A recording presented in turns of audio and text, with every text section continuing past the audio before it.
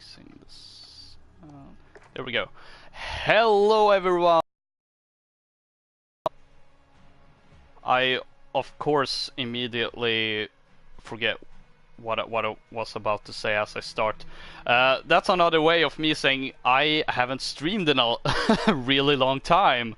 It's just, well, I hit one of those patches where I either didn't have time to do streams or even videos in general, or I got sick, so I wasn't able to do anything. But now I am neither super busy nor sick, so hopefully this will make a hopefully this marks a, well, both a real return and a real start of what I like to call season 3 of Weekend at Loka's. I was in my head thinking that season 3 would be the gritty reboot, which in one way it is, but on the other hand I'm thinking of maybe calling it the DICE season, because soon streams will be back, TM. Anyway, it's time for some Modern Warfare. Again, that's been like the last 2 streams. And also, yeah, Modern Warfare is finally here. And joining me on this special operation is, of course, as usual, my trusty comrade in arm, Prentice 1215. We get dirty, so the world stays clean. Ready up. Yes! Let's jump into the multiplayer. And yeah, the game is finally out.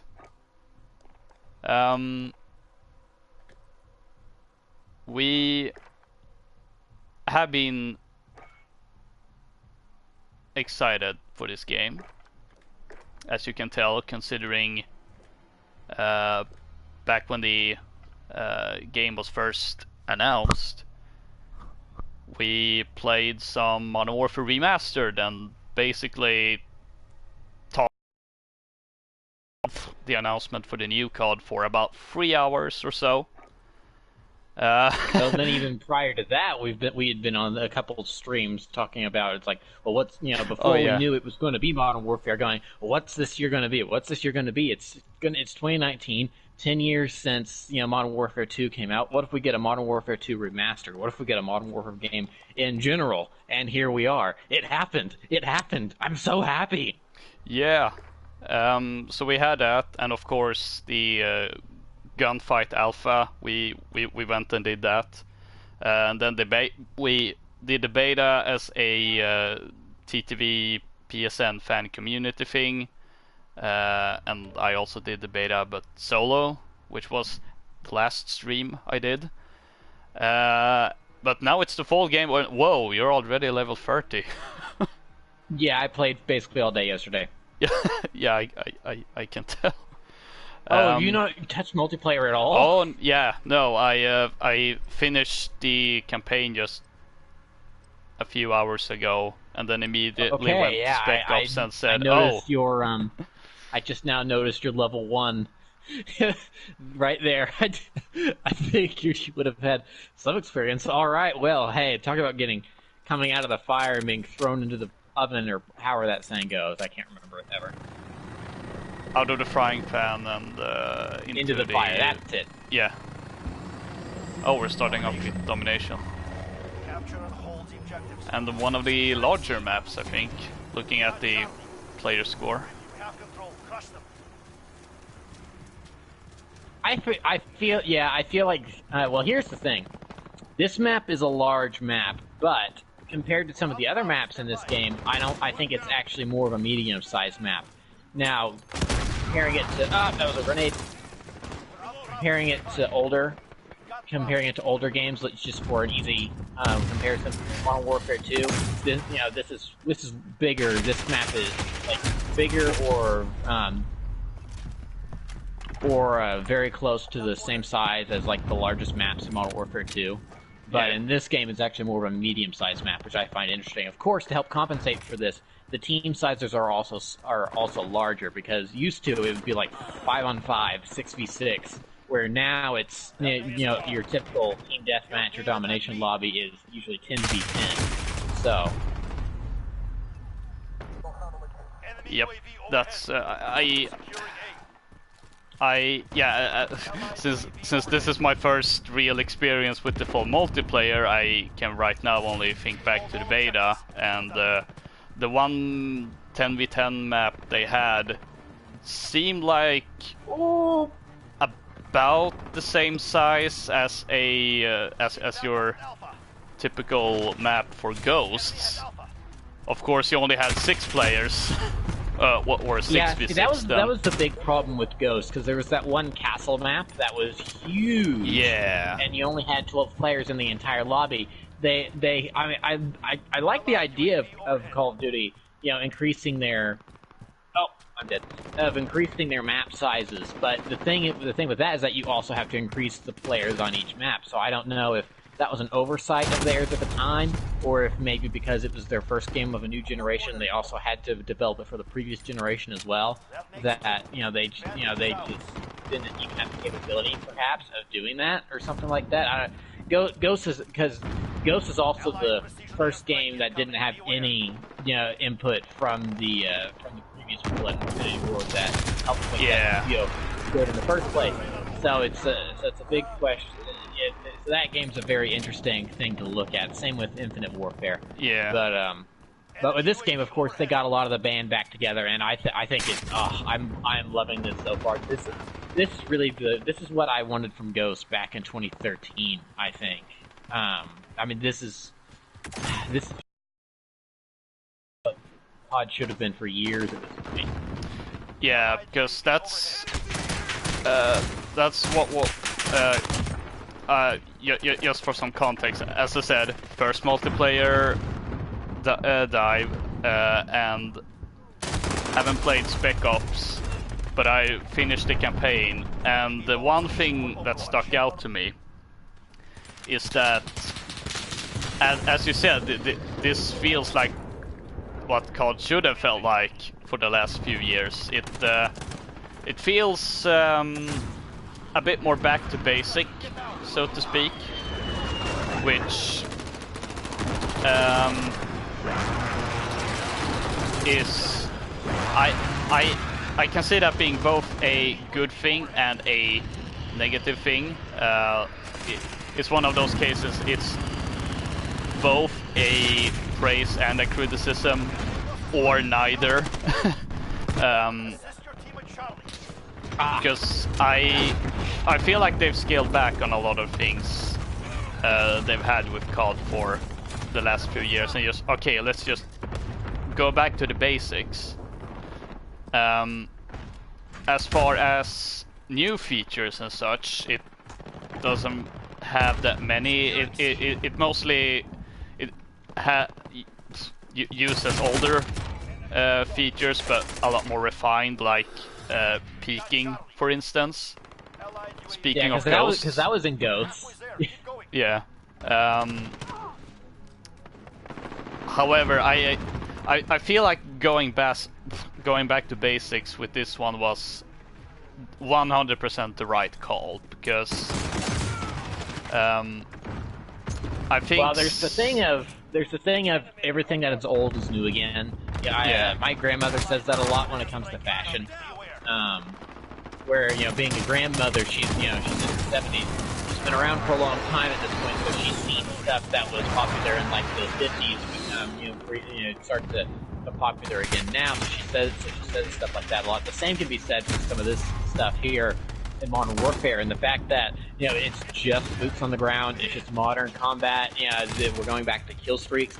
We've been around in the COD community for a long time now. Enjoying the original Modern Warfare games when they, back when they were in their heyday and they were first out in multiplayer.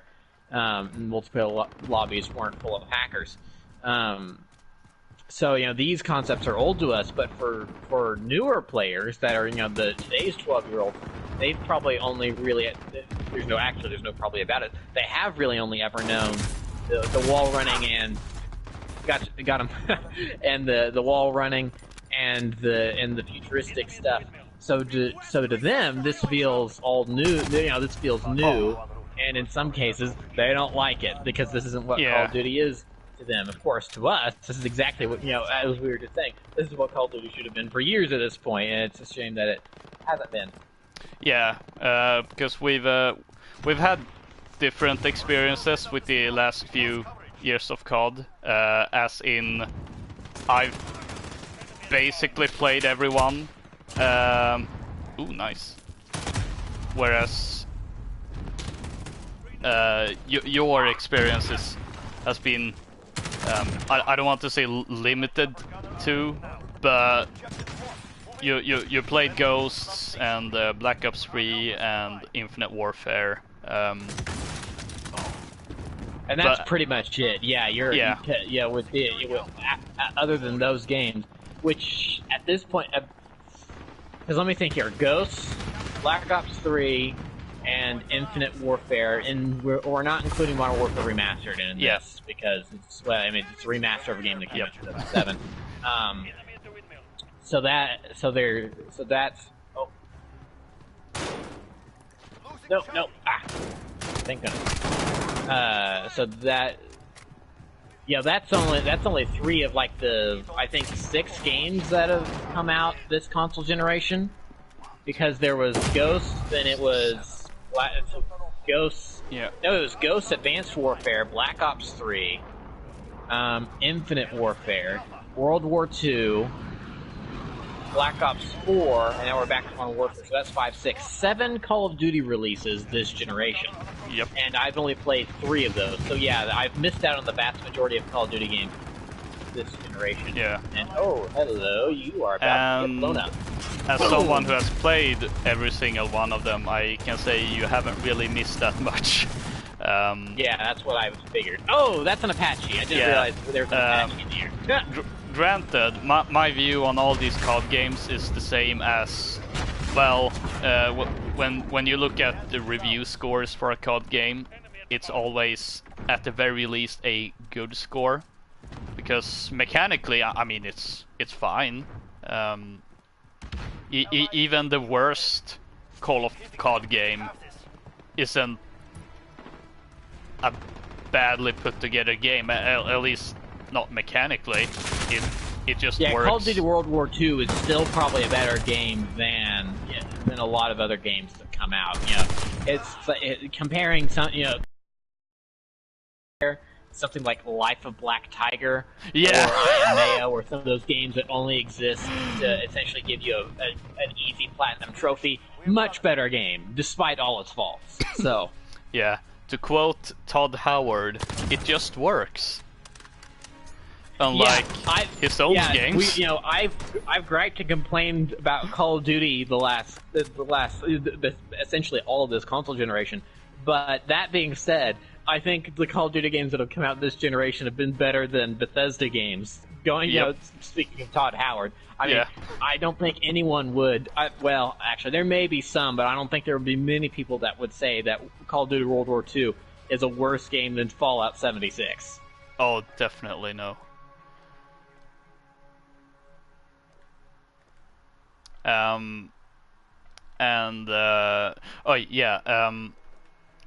So, yeah, all those games have been good, but they haven't, like, when you compare them to the original Modern Warfare trilogy and the first Black Ops games, they don't.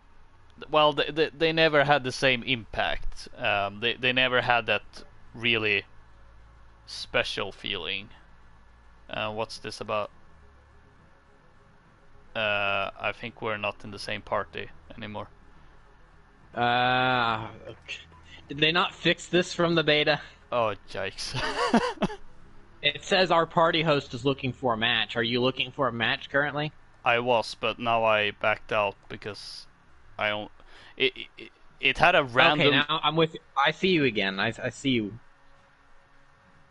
Okay, because I don't see you. Yeah. Hold on. But I just went over to my manage party, and I'm.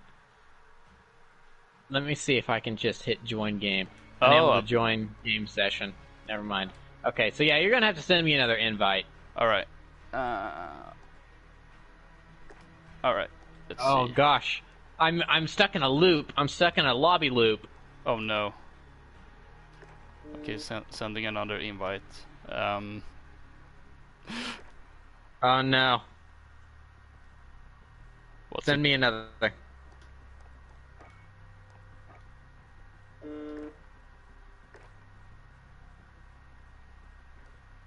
Oh great. All right, so I'm stuck in a lobby loop. So I'm gonna have Oh to force quit the no. game and rejoin it. Hold on a second. So anyway, as you were saying. Yeah. Like the last few years of COD have, well, they haven't really felt special. They've all been good to some extent. And even then, it's usually because they have had the free game modes of campaign, multiplayer, and zombie, and every game I felt had one, maybe two of those things that were pretty good, and then the rest were kind of not so good.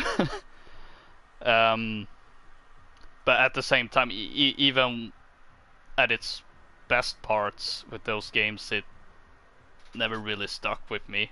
Um, All right, send the invite. I'm back. and I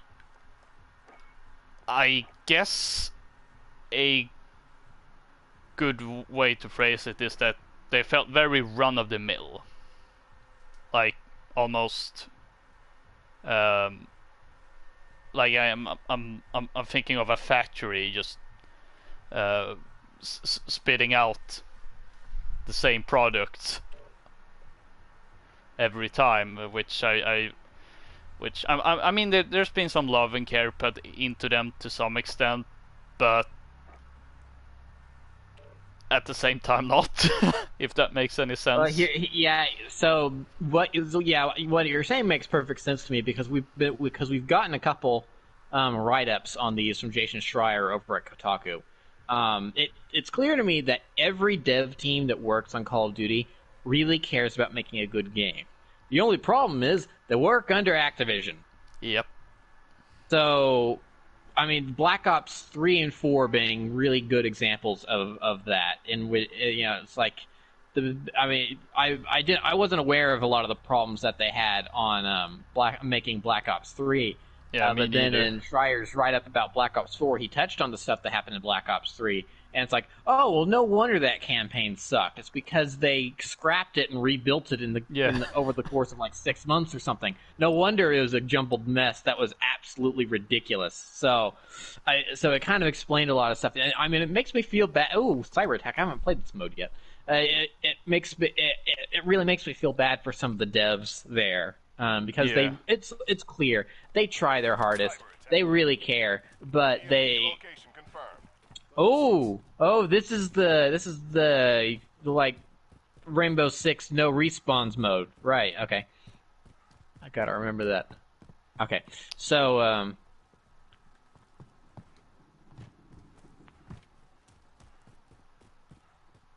I'm really glad that.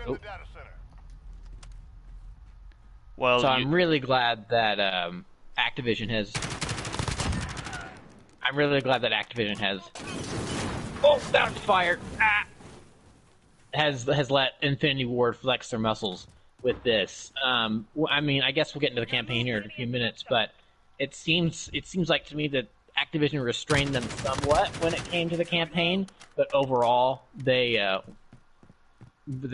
were able to do whatever they wanted with just a couple.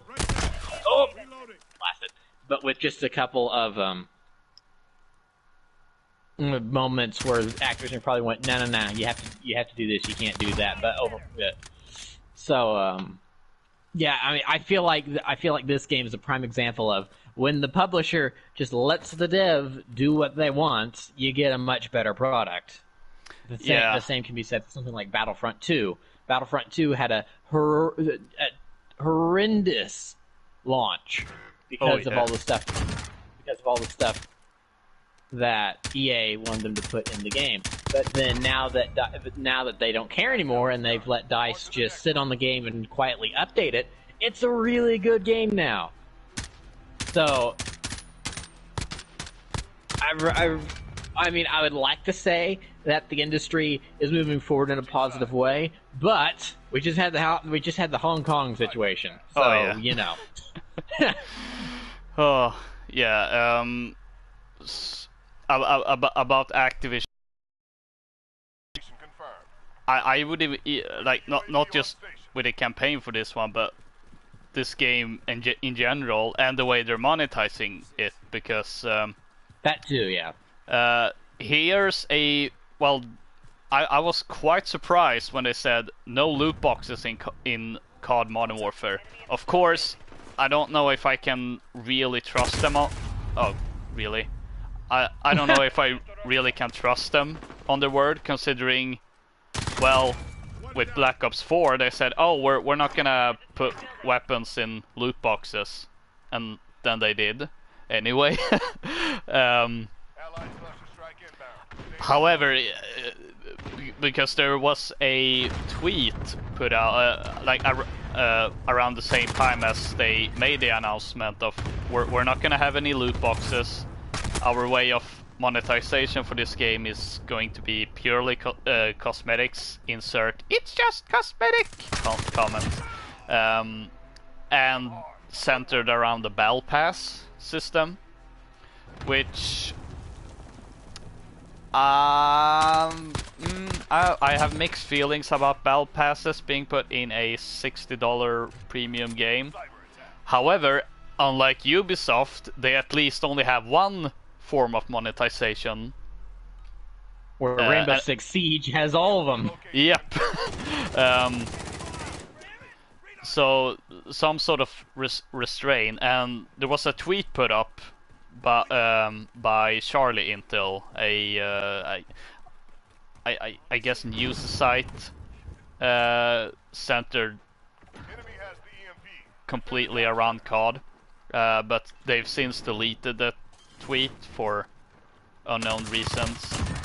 But apparently, I think it was the president of Activision who, in some sort of investors call, said that they didn't want to be known as Microtransactivision, which that's kind of rich coming from him. Yeah, and I'm so disappointed no one came up with that before Activision themselves. Yeah, before the act. Yeah, before. That's kind of funny. Thanks for that. So they, which is weird, use that bomb. considering considering Activision does not have seemed to care at all about public perception. They've only cared about the money. But the fact that they at least seem to have made a change of heart makes me a little bit hopeful. Well, so to stop you right there, just really quick. Yeah. You call it a change of heart. I don't really know if. I mean, the fact that this guy's made this statement, okay, maybe there is somewhat of a slight change of heart, but at the same time, let's look at what the monetization system is going to be, because I don't think it's live as of right now. If it is, I haven't been able to find it in the menus, because that's a complaint. That's a complaint with the game I have right now. Is that, and maybe it's just because it's early days, but I'm not really sure how to do too much in the menus. I'm having a little bit of trouble with the UI, but other than that, it's great. Is that, let's look at the monetization system that they've got in this game that they're going to be utilizing in the future. Presumably, it's something they're going to activate. After in the close to post-launch season, is they're using the Battle Pass. What other game uses the Battle Pass? Fortnite. What game is the #1 game in the world right now in terms of just pure money raking in and player base? Fortnite. So I don't really know how much of it is Activision turning a new leaf as much as it is, hey, we're going where the money is. That Fortnite sure is popular. I mean, they tried to emulate Fortnite last year by doing the Battle Royale with Black Ops 4. So it's kind of I'm not really sure how much of it is, they're trying to be better compared to, well, Fortnite makes a lot of money. The Battle Royale sort of kind of worked for us. Let's just go all the way and now do a Battle Pass to further emulate them and see if we can rake in more of that dough that way. Because, as proven with Fortnite, if you got some fancy skins for your characters, people will pay $5 for them. Yeah, and just to clarify, I don't think Activision suddenly turned into good guys. As I said, I still have some reservations about the Battle Pass system in general. But my main line of reasoning is comparing this to previous CODs, which, Black Ops 4 in particular, because that one, really just any COD in general, they've had a season pass and selling price DLC and the loot boxes, and I think something else. I know Ghosts and Infinite Warfare had voice packs and stuff like that. Yeah, that was an interesting experiment. And there may be some additional camo package or like something. I think some weapon skins related to some COD League teams or something like that. So they've always had a bunch of other monetization system, and also looking at Black Ops 4, like the way they monetized that game was just completely ridiculous, since they had some sort of Battle Pass system, not one you could buy, but I think you could purchase different tiers if you didn't play it yourself. And the fact that they've essentially restrained themselves to, as it seems right now at least, to only stick to the Battle Pass system, because every DLC will be free, so they've finally given up on the double dipping with the season pass and microtransactions, which is a good thing that they've finally stopped with that. So yeah, it seems like I mean, of course. Oh no! As you said, they're still definitely going where the money is, and that's by following Fortnite and the Battle Pass system. But at least they aren't stuffing as many possible, like, different form of monetizations at once, like they've done in the past.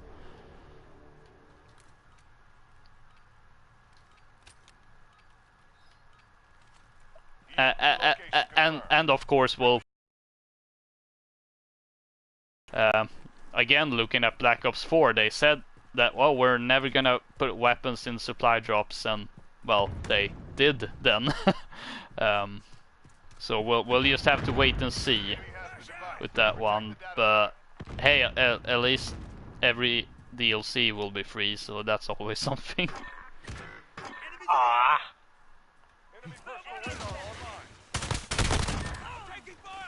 Oh, finally, I didn't die. Friendly UAV on station. Enemy at the destroyed building.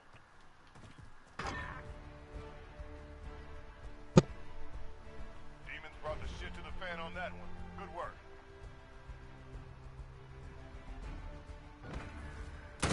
Enemy at the destroyed building. Yeah, looking at the different types of monetization you can do, I feel like, again, this is with the caveat that it's of course all cosmetic. Yeah. But I feel like for me, the battle pass is probably my most preferred because it is completely optional, and you don't, and the thing with the battle pass is that you still so far anyway, I don't think anyone's not done this, is that everyone gets rewards from it. Yep. They may not be the biggest rewards, it may just be like a little bit of extra XP or something, but everyone gets a little bit of something from it. Where with like the scheduled DLC, like they used to do, like with the map packs, like they used to do back in the day. That starts to limit your player base, and then that's not as fun. Then with loot boxes, that can be straight up gambling, depending on what the math is behind that and the challenges and everything. So that's of course no good. With the battle pass, you know exactly what you're getting, and it affects everyone. There's no limiting of the player base. If you want the cool, going back to Fortnite, there's like some sort of robot skin or something you could have. If you want the cool robot skin, then you pay the $5.99 or whatever to get up to that tier that has the robot skin. Then you can play as the robot guy. It doesn't affect your gameplay whatsoever, besides the fact that that's what you look like. So I feel like for me that's the best. Wait, hold on. What are we doing? Oh, we're doing search and destroy. Shoot, What am I doing right up here in the middle of the map? I'm running away. Hold on. I didn't realize what we were on. Yeah, I didn't realize either until I saw the loading screen. I was like, oh, what have we got ourselves into? Yeah, and I was talking, so I wasn't paying attention. Oh, that's awesome. Yeah, anyway, someone was shooting at me in this room, so just beware. I got you covered, though. Okay. You're out. I've got no visual on you. Yeah, I know. I'm in the well.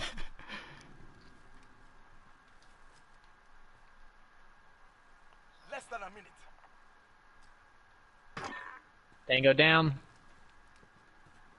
Nice. Enemy at the cave entrance. I'm thinking. I think I might have to remove some modes from the quick play, just in case. But on the other hand, this might work well. We'll see. All right, it's you and me. Okay, I got one. No visual on the other. Coming around on your right side.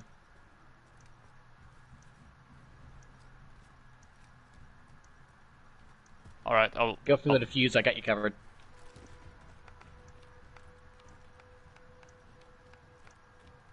The bomb has been defused. Nice job. That's how it's done. Yep.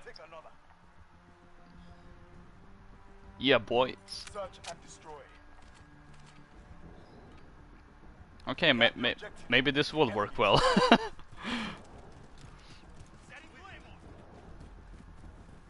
So you made you mentioned earlier that I'm already at level 30. I've been using like the same gun for everything because I've been playing a lot of Ground War because I really like Ground War. And so at this point, at this point with the gun I'm using, I've got 60 round mags. Oh. So I hardly ever need to reload anymore. It's kind of great. Ooh, I know we some minutes ago said we're probably going to the discussion of the campaign, but since you brought up Ground War, well, you just now said you liked it, but what are your thoughts about that mode besides that you like it? I'm really curious to hear about this one, actually.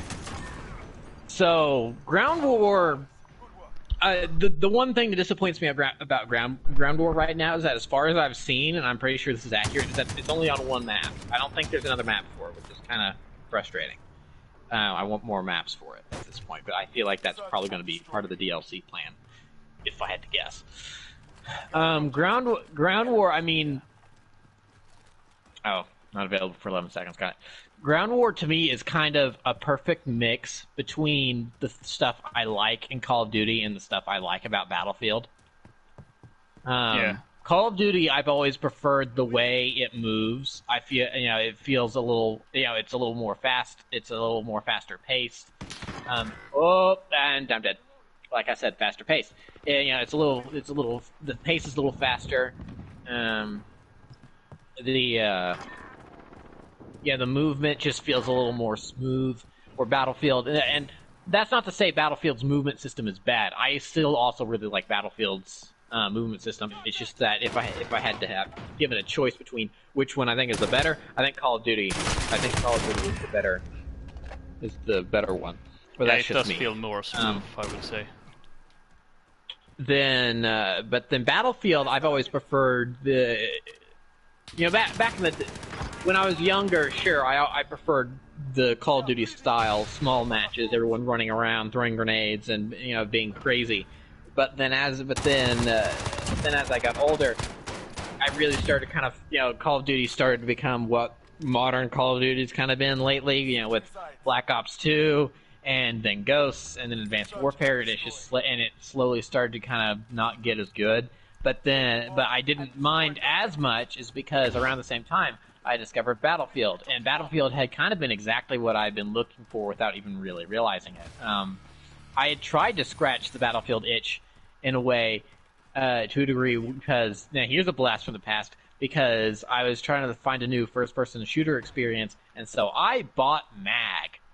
Oh, you actually bought that? Massive action game, yes. And here's the thing.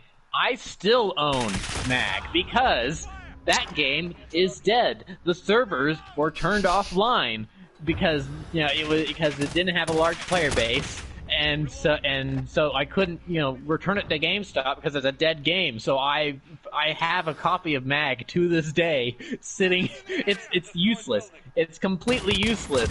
But I've got it. so MAG was kind of going in the correct direction from what I was wanting, and then a friend pointed me towards Battlefield 3 back on the PS3, and I really fell in love. That was that's right. And so that was really like, okay, this is what I've been wanting. You got the vehicles. You've got the vehicles. You've got the big wide open maps, and it took me a while to figure this out. But another itch that Battlefield was scratching, it was scratching the Battlefront itch. Because it was Conquest. It's like Star Wars Battlefront, has always used Conquest as a main mode. And then the reason I've also was, the reason I came to realize this game, it was so similar is because the original Battlefront games were clones of Battlefield at the time. So no wonder, I was kind of like, oh, I'm kind of getting some nostalgic Star Wars Battlefront vibes from this. Well, no wonder. So I really started to like Battlefield, but as that game series started to get on, it started to go on. I started to fall out of love with it a little bit. We've had this discussion about I'm not a big fan of Battlefield 1. I was excited for Battlefield 5. Whoa, that guy just got murdered right in front of me. I started to get excited for Battlefield 5, but then the beta completely turned me off of it, and I still don't have it. Now, that may change some, by next year, early next year after Jedi Fallen Order is out, and I've got a little bit more time, because I watched the trailer the other day, and I was like, ooh, this looks good. It was the War in the Pacific is coming to Battlefield 5, and that looks very enticing to me. It kind of looks like the Operation Naval Strike map pack from Battlefield 4.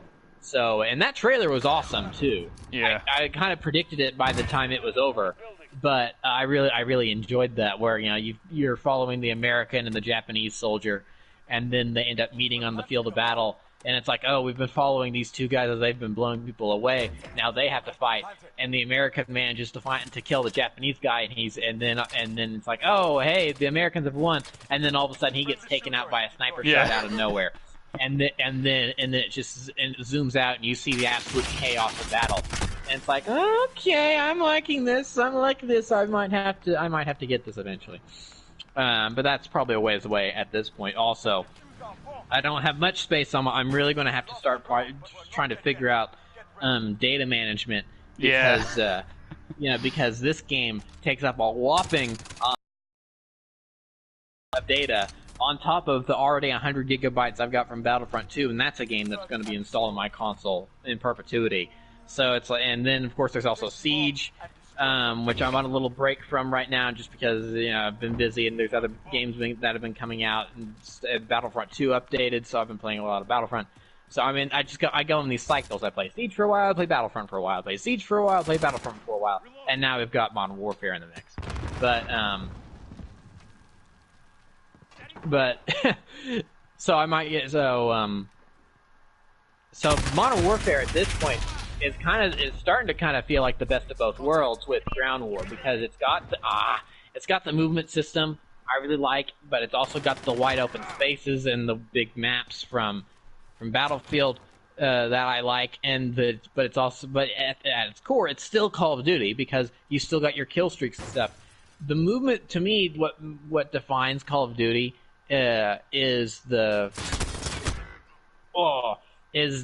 movement system combined with the kill streaks, because kill streaks are a very interesting concept. And I think that's another thing that I've kind of been not liking about previous titles, is that kill streaks have actually, technically speaking, not been in the game for a while. It's been score streaks, and I've not been as in Modern Warfare 3. I think when they were first introduced, I thought it was a brilliant system, because you had the 3 different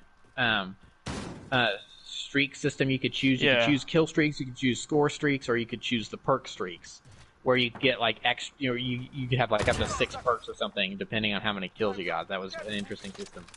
That was and it benefited all players.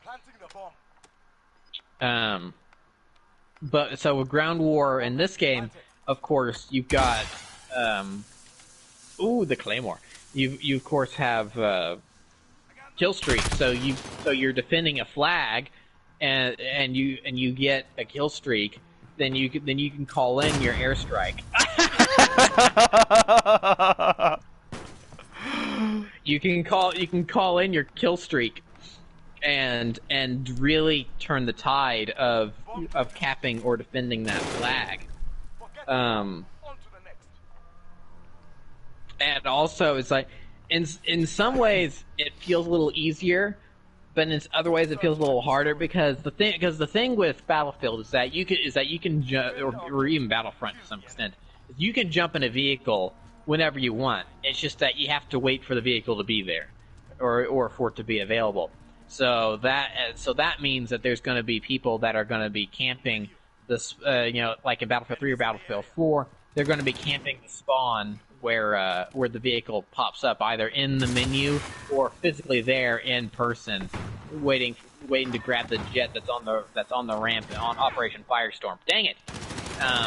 Or the helicopter or something, or they're going to be waiting in the menu to select Anakin Skywalker, and they will sit there waiting in the menu to select Anakin Skywalker for 5 minutes, if that's what it takes, because they really want to play as that character. So that does have the effect of, people don't play the game for a little bit because they want to do this one certain thing. With Call of Duty, of course, if you want a helicopter, well, you better get 7 kills, or get 4 kills and call in a care package and hope that it calls in and hope that you get a helicopter out of it. So it's kind of it's giving me familiar vibes of what I like from Battlefield, and while also being that signature Call of Duty gameplay and everything that goes with that. So it's the familiar mixed with the new, and it feels like a very refreshing experience to me. I'm really enjoying it. Again, like I've already said, I just wish it had more maps. Yeah. Just to check, can you hear me? Yeah, you can hear me. Okay, good. Because I can hear you. Yeah, I accidentally. I figured you could hear me. Yeah, I could. I just accidentally got the microphone cord off from the controller, so I just wanted to double check. Yeah, no, I can hear you. Yeah, good. yeah, my experience with ground war so far has only been limited to the beta, since again first time playing multiplayer of the full game. And just for some context, I've been playing a lot of Battlefield 5, as you can see by the number of weekend at Lokas I've played with Battlefield 5. But more importantly, I've followed the community via the Battlefield 5 subreddit. And when the Ground War game mode for Modern Warfare was announced, and just to not derail this discussion, let's just stick to that. Battlefield 5 has up until now not been doing so well with its community. There's well, a lot of unhappiness, so to speak, with that game for various reasons. So when the Ground War was announced, a lot of Battlefield people got really excited because it's like, first of all, a game that looks really good. It was also a game set in modern times, which a lot of the Battlefield community wanted after Battlefield 1. And the fact that it was potentially going to be up to 100 players made people even more excited, because that's way more than Battlefield even has. Yeah, Battlefield is capped at 64. Yeah, so there was definitely a lot of people like, this is and to kind of paraphrase, it seemed that a lot of people were under the impression that this Ground War mode in Battlefield, but in Modern Warfare, would murder the Battlefield series, which I think we brought up as a discussion when we played a beta for the TTV PSN fan community game night, that while it's interesting, it's probably, and while comparisons will be made to Battlefield, we were of the opinion that it's probably still gonna be like different things, even though there are a lot of similarities, because the way both games just play is just different, and of course the whole kill streak system. So I went in and played my first match of Ground War in the beta. I finished the match. I immediately go to Twitter and I wrote, remember how Ground War in Modern Warfare was definitely going to murder Battlefield? Yeah, me neither. Because my first impression was not good. It. Yeah, I saw that tweet and I was thinking to myself, ooh, we might have a disagreement on our hands. Because I was really curious to see what it was going to be. And the thing that I forgot to do the custom loadouts thing. Oh, dang it. Actually, I can do that in game. I forgot. Oh yeah, you can. See, that's a change I keep forgetting about. That's nice. But I mean, the thing is, it's like you want to work with your custom loadouts. Don't bother doing it in between matches. There's nowhere near enough time to fully work on kitting out something. You got to do that when you're outside of matchmaking lobbies. Yeah. So yeah. The thing that stuck out the most to me was the chaos. Now, the Battlefield games also are chaotic. However, I feel most of the time it's a more controlled chaos. So even though it's chaotic, you still know you can still have some sort of overview of what's going on. Exception, of course, being when it's on maps like Operation Metro and Operation Locker, and then, well, maps like that. But generally speaking, there's still some sort of control. Ground War, at least the way it was in the beta, was just pure chaos. Because while you had vehicles, you had squads, and all that, there was just and that's another thing with Battlefield puts a bit more emphasis on teamwork with the way the squads work and such, whereas everything felt random with with Ground War, and because everyone was essentially running around like headless chicken in the middle of the map.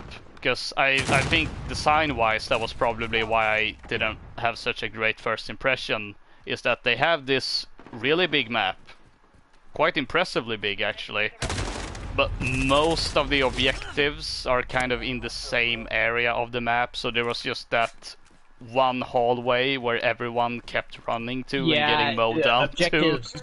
Objectives B and C are very close to one another. Yeah. So yeah, so I felt like they didn't properly use that map to its full effect, because if they'd spaced out the objectives, I feel like it would have flowed a bit better. Now, as I kept playing, I did start to warm up to it, because it was, I mean, yeah, it was chaotic as heck, but I did start to have more fun with it, so I'm curious to see how if it has changed with the full game. But now it's kind of like, oh well, it seems that that now that you said that, it seems to be only one map. I think there's 2 maps based on some video. I only saw the title of the video. This was something along the lines of only 2 maps or something. So I think it's just 2 maps, which still is a bit too small. I've played, like I said yesterday, I played basically only Ground War, and literally the only map I ever played on was the one from the beta. So if there is more than one map, then the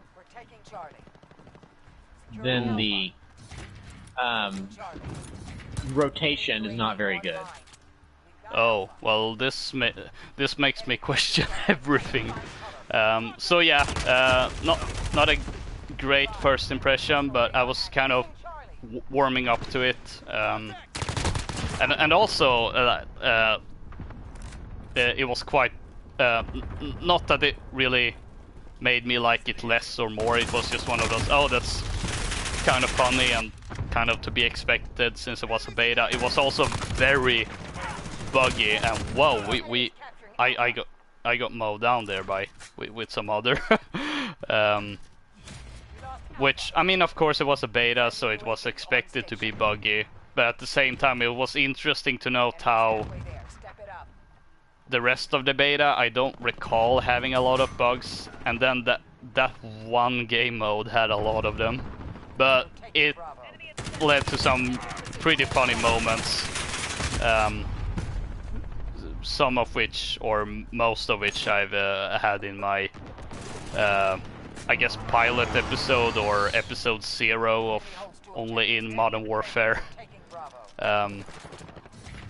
So yeah. I'm just curious to see how it is in the full game, and we'll probably play a round or 2 of that potentially today. So that will be interesting. Yeah, I think you may have just probably played it at a bad time, considering the bugginess, because whenever I played it during the beta, it wasn't really buggy, so it might have been a thing where they had some sort of server issue at the time you played, and then they sorted it out. Yeah, that could be. Yeah, maybe.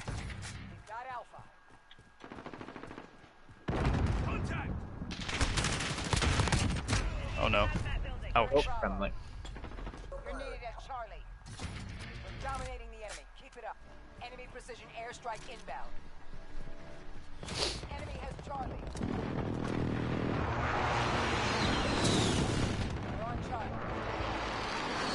granted, it did remember me a lot of Battlefield 4, and especially when I started to warm up to it a little bit, I was thinking like, yeah, this kind of reminds me of Battlefield 4 in particular.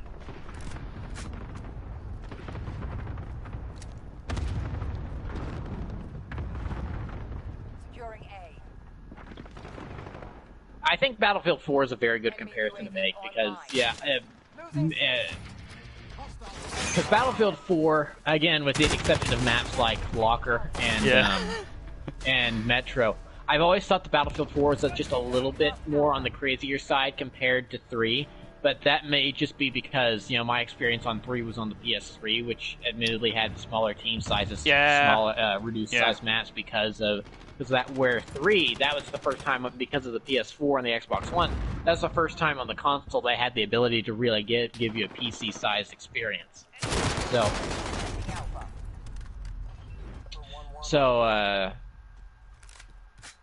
that might be the reason for that. You're dead. Securing A. But whoa, that was close. Securing B. We're losing A. We're dominating. Ooh, I'm surprised that Claymore didn't go off.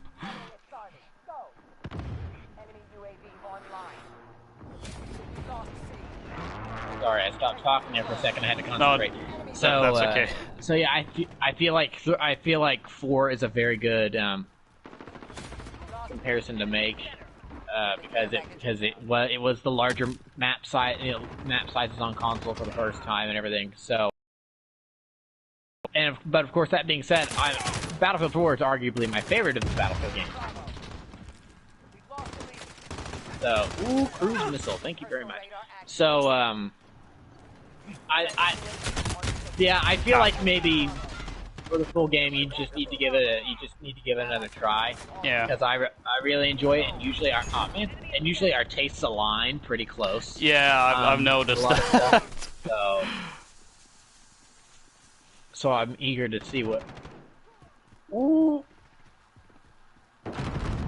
Yeah, and well, as I said, we're probably gonna give it a go in a minute or two, or a moment or two, since, yeah, why not? Allied cluster strike inbound. Danger close. And also, that's another thing about the beta being the beta, is that you've got a whole lot of people in there playing it because it's free. Yeah, and you don't need to have anything purchased. So probably what you've got there is you've got people that are regular Call of Duty fans that have never played a Battlefield in their life, mixed with people that typically don't play first-person shooters, but are playing this because it's free and they want to play with their friends, mixed with Battlefield people who want to try out the game because they're like, oh, maybe this will be an improvement over Battlefield 5, mixed with people that play both games. So I mean, you probably had a whole lot of different people trying out that game mode, which led to a lot of, admittedly, yes, a lot of chaos in the very broad sense of the word, and it was not controlled like Battlefield typically is. So I can definitely understand your complaint there based on the beta. That being said, that was also sort of kind of what I liked about it. Like, oh, this is nuts, this is crazy, I like this, and it's also Call of Duty, so I'm getting my kill streaks. So I'm eager to see what you'll say, based on, right behind me, based on, the full game, now that there's probably and of course, and let's also remember that not only was it all those other people, but it was also people playing on Xbox and PC as well as PlayStation, because this game is also cross-play. So yeah, that was like so what you were encountering was probably the most craziest and just off-the-walls bonkers matches of Call of Duty you will ever experience because of all of those situations being combined right there. We'll see if your opinions will change any based on the official game. I hope so, because I really enjoy it. So yeah, because I have noticed a change just based on the beta compared to the full game. My earlier experiences with it definitely are more in line of this is complete chaos and stuff like that. But then like later in the beta, it got to where it really was feeling, with the exception of the fact that I had kill streaks and stuff, it really was feeling a lot of like, oh, this is giving me a lot of reminders of Battlefield in the way that the maps were happening, or not the matches were playing out. That's a better way to put it. Is there another thing I can unlock here? And I think that may have been because, the player base at that point had fallen off just a tiny bit because, it was getting near the end of the beta. A lot of people had their fun and left by that point, and you were stuck with the people at that point that, had, they wanted, there we go. That's the other unlock I had. That wanted to really milk the beta for all it was worth because they were loving it so much that they wanted more of it. So, and they couldn't wait for the full game release. So I'm getting a lot of those experiences now with the full game. Is that it's mainly just a lot of people that it's a much more controlled chaos now, I believe, compared to the beta, which was a little more off the walls. Yeah. So yeah, we'll see what you think. Yeah, that's definitely a possibility. And to kind of back up your argument on that one, we have video evidence of every time, well, not every time, but a lot of the times when we've had game nights for Siege, when there's been a free trial, there's been some crazy things happening that wouldn't happen under normal circumstances. Oh, Loka, so that's definitely true. We're the only people on our team. Oh no. I guess we'll. Oh boy. Defend C. Let's just defend Charlie. Let them come to us. We'll defend Charlie. Wait for we've got people joining it, so let's give them a second. Let's give them a second to spawn in. We got reinforcements coming. ETA 1 minute or less than a minute. First blood, long shot. Oh no. Yeah, they're coming for you. Oh, dang it. So we can see them from the rooftops. They're coming for you. Dozens of them. Enemy personal radar online. You're needed at Charlie. We captured Alpha. Yeah, We've lost Charlie.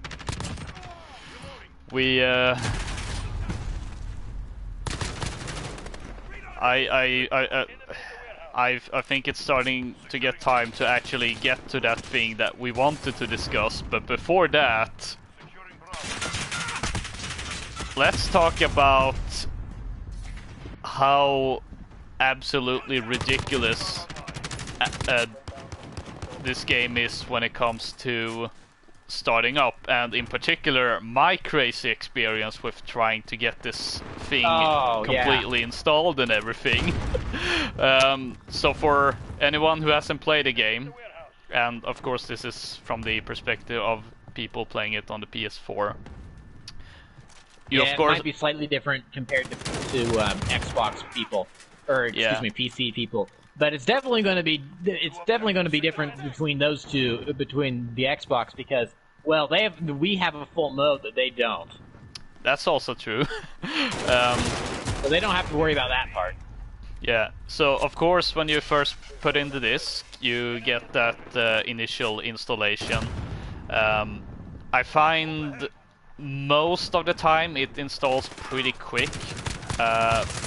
This game was not one of them. It took a little bit longer than most games. Yeah, it took me about a half hour. Yeah. It was about 30, so it was about a gig a minute. Because Yeah. there's a roughly 30 gig patch, or excuse me, installation. Yeah. But then, And as most games, like 99% of games being released, there's a day one patch. Also, it should be noted that on the back of the box, it says that the game requires like 105 gigabytes of storage or something like that. 150. Oh, yeah, it's definitely above 100. You got the 5 and the 0 mixed up there, but yeah. Oh yeah, you're absolutely right. 150 gigabytes. Oh,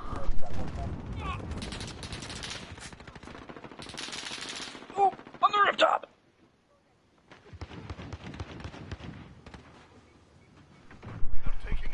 Yeah, so 150 gigabytes, and you do the first, you do the initial installation, and then there's the day one patch, which is over 50 gigabytes. I'm not joking. A third of the required space on the back of the box is from the day one patch. Yeah, so I feel like the multiplayer was on the disc thing because the installation was just about the size of the open beta, which was just multiplayer. So I feel like the multiplayer is what was on the disc, and then the 50 gig day one patch was the campaign. Yeah. Because then, yeah. I'm getting there, but first, so I remember back in 2011 when Skyrim was coming out and people were freaking out that it was gonna have a day one patch of 3 gigabytes. oh gosh, that's so quaint. Look at what where we came now. Yeah, look at how far we've come. Yeah, exactly. So of course it took a very long time to install, and well, and then on top of that, they actually, while I was downloading the day one patch, they actually released a new patch. This one was a lot another smaller gigabyte, though. some sort of stability patch or something like that. I mean, it makes sense that would come out. It's day one. Some things happen that you can't see coming, so you got to release another patch. The problem with me for that, I don't know about you, but for me, that one took very little time to download, but then it took like 45 minutes to install. Behind me. That's bad.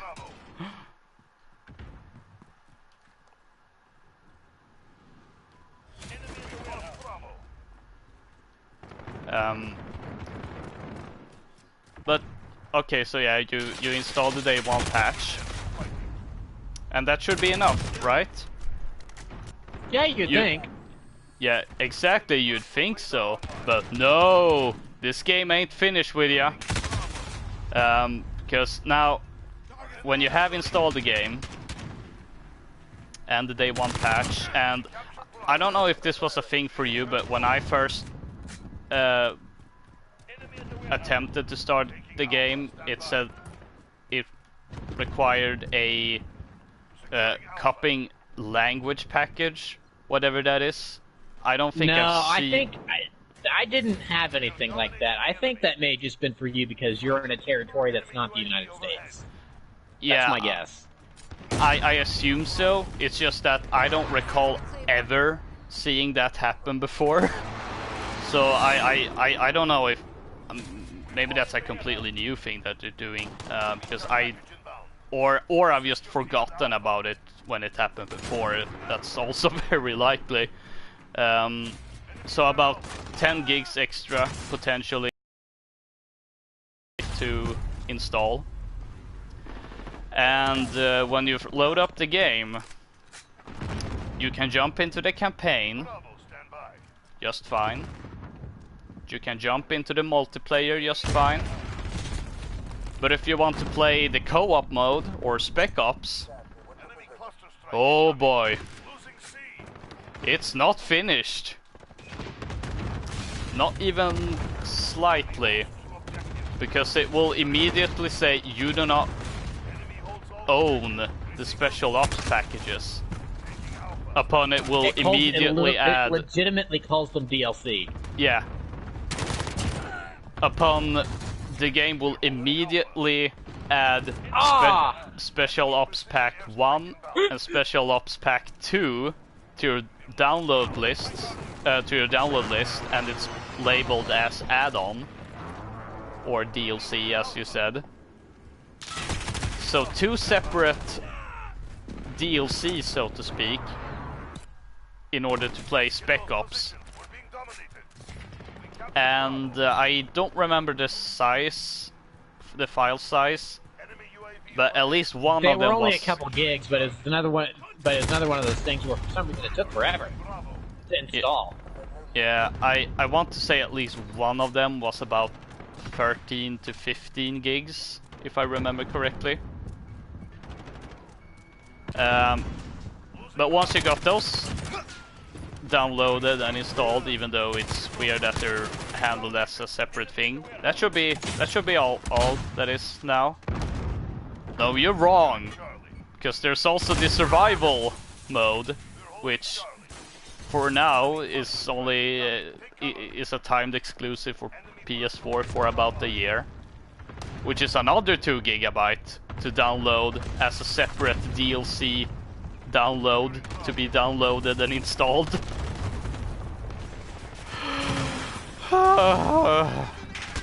So all in all, you have to download and install upwards of 10 different things. Yep. Just to get the game started. Play the game.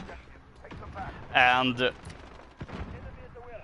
now you actually picked up the game at the midnight launch, so I assume you at least got to play the game during the actual launch day, albeit later than that I did. planned, Yes. perhaps. Yeah, that wasn't the case for me, unfortunately.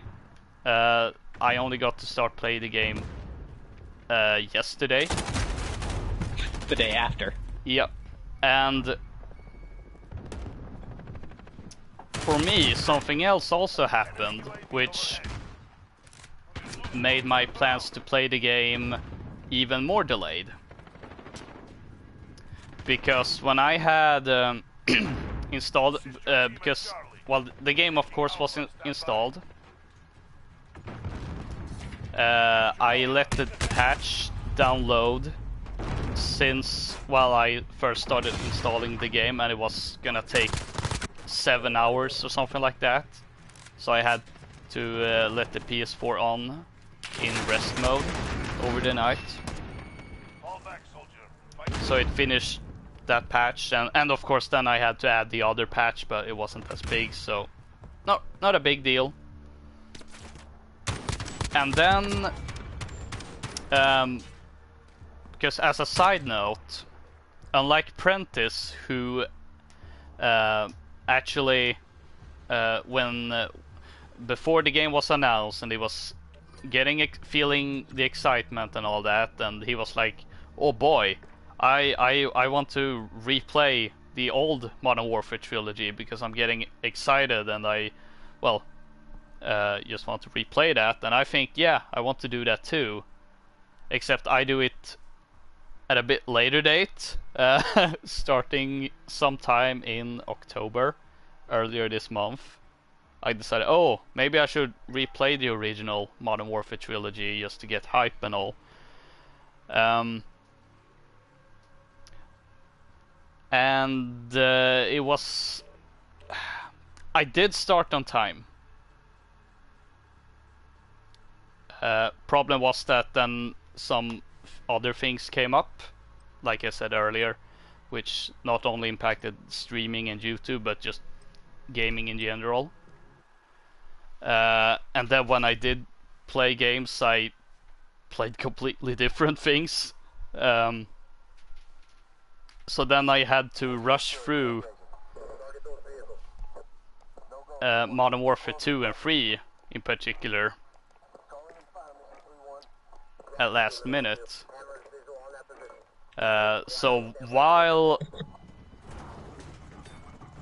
Modern Warfare was being installed, I actually started my Modern Warfare 3 playthrough on the launch day of the new Modern Warfare. So I was thinking, well, I'm obviously not going to be able to play this today anyway. I might as well finish my little nostalgia run. And then when the game was installed the following day, I had heard from Prentice that Spec Ops needed a separate download. So I was going to set up for that while I were finishing Modern Warfare 3. No worries, I gotcha. And as I said, the copying language package came out. Or it came up, and I was so confused on what it was. I assumed it was because for the longest time I've just had the system language on my PS4 set to Swedish. Occasionally I would have switched it, like when I played Ratchet and Clank, because I did not want the dubbed version. Oh gosh, I would hate. Yeah, I feel like that would be on par with dubbed Mask of Light. Yeah, or when I played Spider-Man, because not that the game was dubbed, but every menu and all the texts were localized as well. So I was like, well, if I'm gonna stream this. I probably will want to have it to English so people can actually understand what it's saying instead of me having to potentially translate everything. But other than that, I mostly run the system language as Swedish, but I finally decided to switch it to English so I didn't have to bother switching, and also it might help because on the broadcasting screen, as you can see right now if you're watching this, it's now actually saying elapsed time and on air, and the broadcast has started and everything in English. Because I was thinking, I don't know if that's a thing that might turn people off, like if they just check in quickly for the stream and then they just see a foreign language and might think that I'm gonna speak in a foreign language. It doesn't seem to have been a problem since, well, people of course have had the opportunity to hear that I'm speaking in English and everything. But I was still thinking, maybe it's better anyway, because that way I don't have to switch at all, even in the few times where I might have had to switch. So when the copying language package came, I was having a little bit of panic. So I back out of the thing and I go back to system language and switch it back to Swedish, thinking, okay, let's maybe it won't acquire the language package. Upon a system error, system message error pops up. And I'm thinking, oh, that's not good. But I'm not thinking much about it until I realize Modern Warfare has been uninstalled. Oh, and no! I'm just looking at the screen, my TV screen, just like staring at it. I'm feeling anger bubbling up because I'm like, are you kidding me?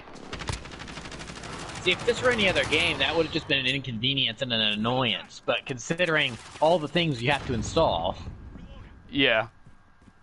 So there I was. Not only wasn't I able to play the game on launch day, but I had to redo all that thing. And I was questioning whether I would even be able to play it the day after launch. Thankfully, I was able to spend the evening binging through about 80% of the campaigns. So it ended up being, I still ended up playing the game. It ended happily, and once my anger had subsided, I was like, well, I had started Modern Warfare 3 anyway. I might as well play it to finish, and finish it on veteran and do the two final Spec Ops trophies I had. So I got platinum for that, which also means I now have platinum for every original Modern Warfare, every game in the original trilogy. And that's something I never thought I would say in terms of Modern Warfare. I never thought I would refer to it as the original trilogy, and oof. Ouch.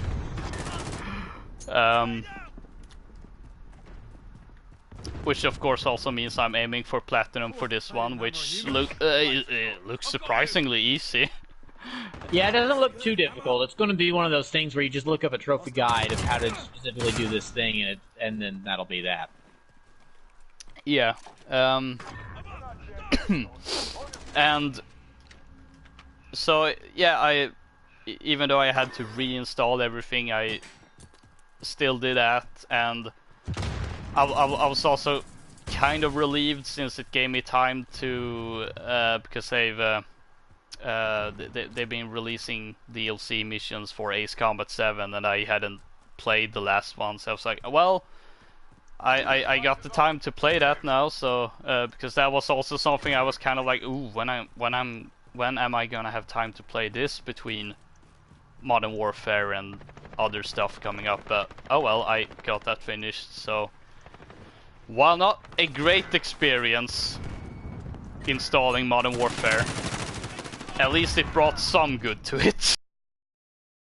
And of course, I kind of forgot that when I did start playing the game, and after almost 1.5 hours, let's talk about the campaign. All right. Whew.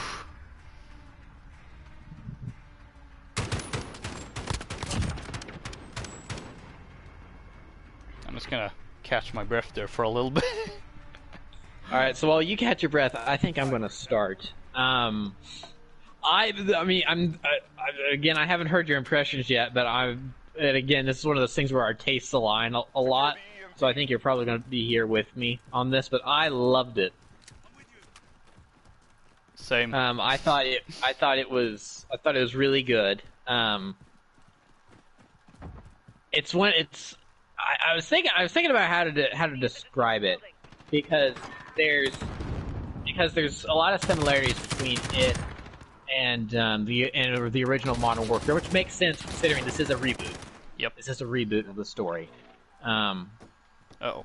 Spotted. So that's not too big a surprise. But while it also feels similar, where's that fire coming from? It also feels very different at the same time. In that Yes. How much more mature it is. So I was trying to think about how to describe them. Oh dear. So I kind of.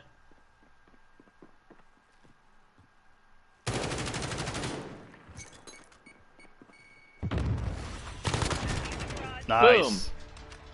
Oh hey, that was match point too. Yeah. So I was trying to figure out how to describe these, and I think I came up with a good way to describe this game. So looking at the original Modern Warfare trilogy from 2007, 2009, 2011. Those are, for better or for worse. Some people think, I've seen a couple opinions on like Modern Warfare 2 and 3's campaign not being as good as Modern Warfare 1's for the purposes like this. For better or for worse, the original Modern Warfare trilogy are summer tentpole blockbuster action movies. Yep. Where the first one was kind of this one-off thing that they had in mind, and it's like, well, let's really make a really cool action movie and kind of revolutionize, what an action movie could be. Of course, as a video game, but you're understanding the parallels here. Yeah. And so they made it. It was great, and then after that, and they made it. It was great, and it made a whole lot of money. So the studio says, "Hey, we want more of these." So the team behind it went, "Ooh, okay. Well, we need to work on a sequel now. We kind of maybe had some ideas of how we could do a sequel, but we weren't expecting it to be this popular. So now the pressure's on." And so they made the sequel, and the sequel was great too. Everyone loved the sequel. Most people loved the sequel. It was bigger. It was better. Yeah, it really made a lot of cool changes, and it became very iconic. Then some stuff happens behind the scenes. Let's say, just for argument's sake, let's say the studio gets bought out by another studio. Because that means that the writing team and a lot of the core people on the first two movies, they no longer get to work on the third one. But but of course the first two made so much money that they have to make a third one. So the third one comes out, and it's good. It's pretty good in some ways. It may even be the best out of the three because of some of the things it does. But at the same time, it doesn't completely live up to the hype because of the people that came in just aren't the same people.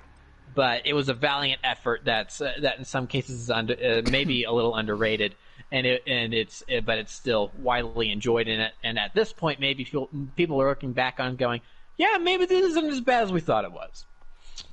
So those were 3 big blockbuster movies. Now, though, we've got a reboot coming out.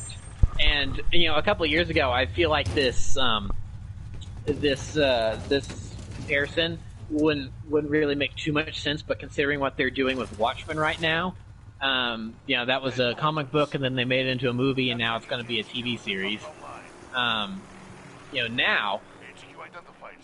I'm using the wrong class for this. Hold on, right in front. So now, they're rebooting it, and it's going to be a series on HBO. So that means they don't have to abide by their PG-13 guidelines to meet the most common demographic. They can, with a couple of exceptions, they can pretty much do whatever they want. It can be more violent. It can be more realistic. They can use the F word basically as many times as they want. All this stuff to make it bigger, better, and more realistic. And kind of you're dead. I did not want to pick that up. Give me back my gun. Thank you. And so that's kind of what this Modern Warfare is. It's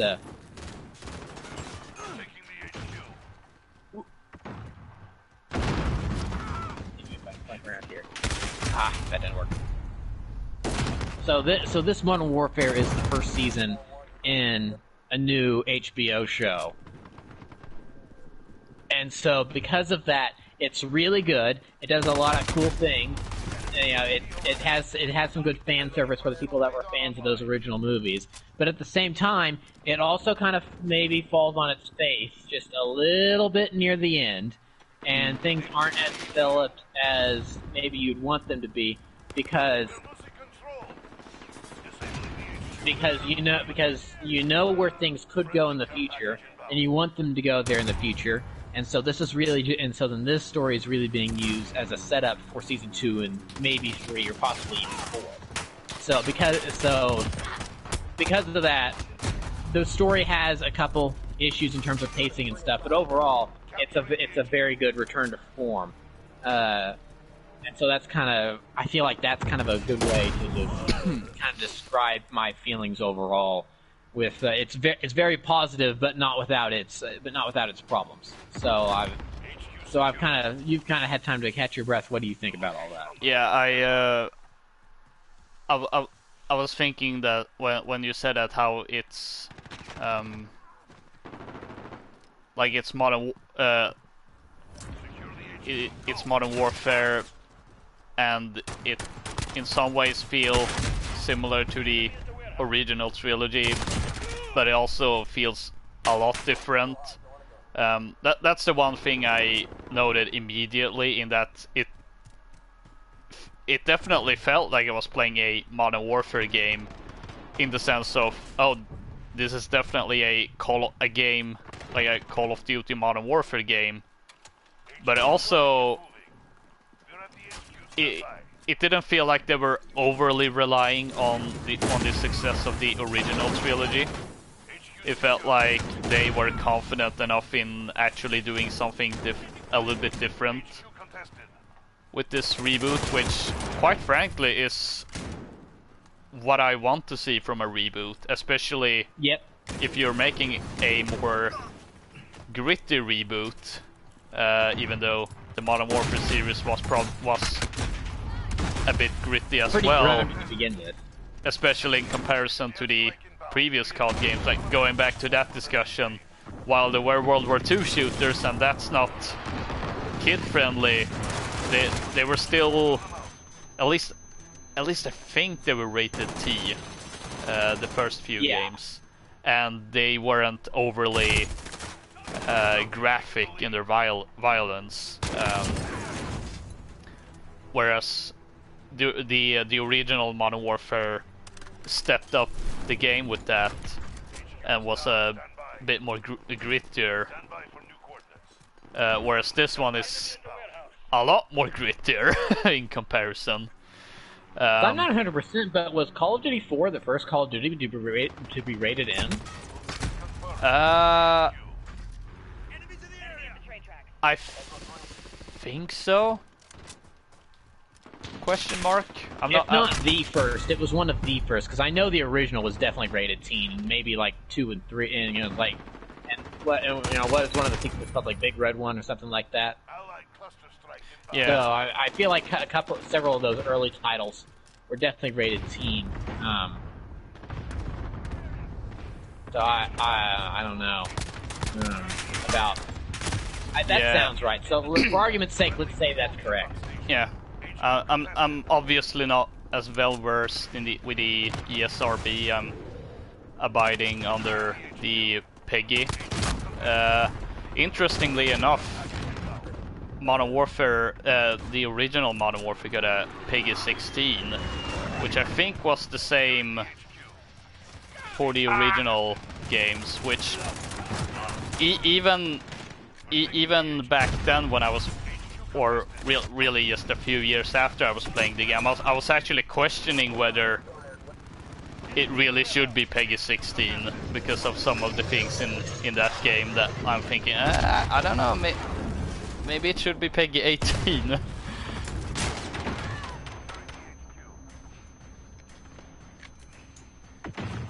And yeah, like, speaking of drawing comparisons, I don't know if you've seen it, but I was actually thinking about bringing it up. We played the gunfight alpha because I had just recently seen it.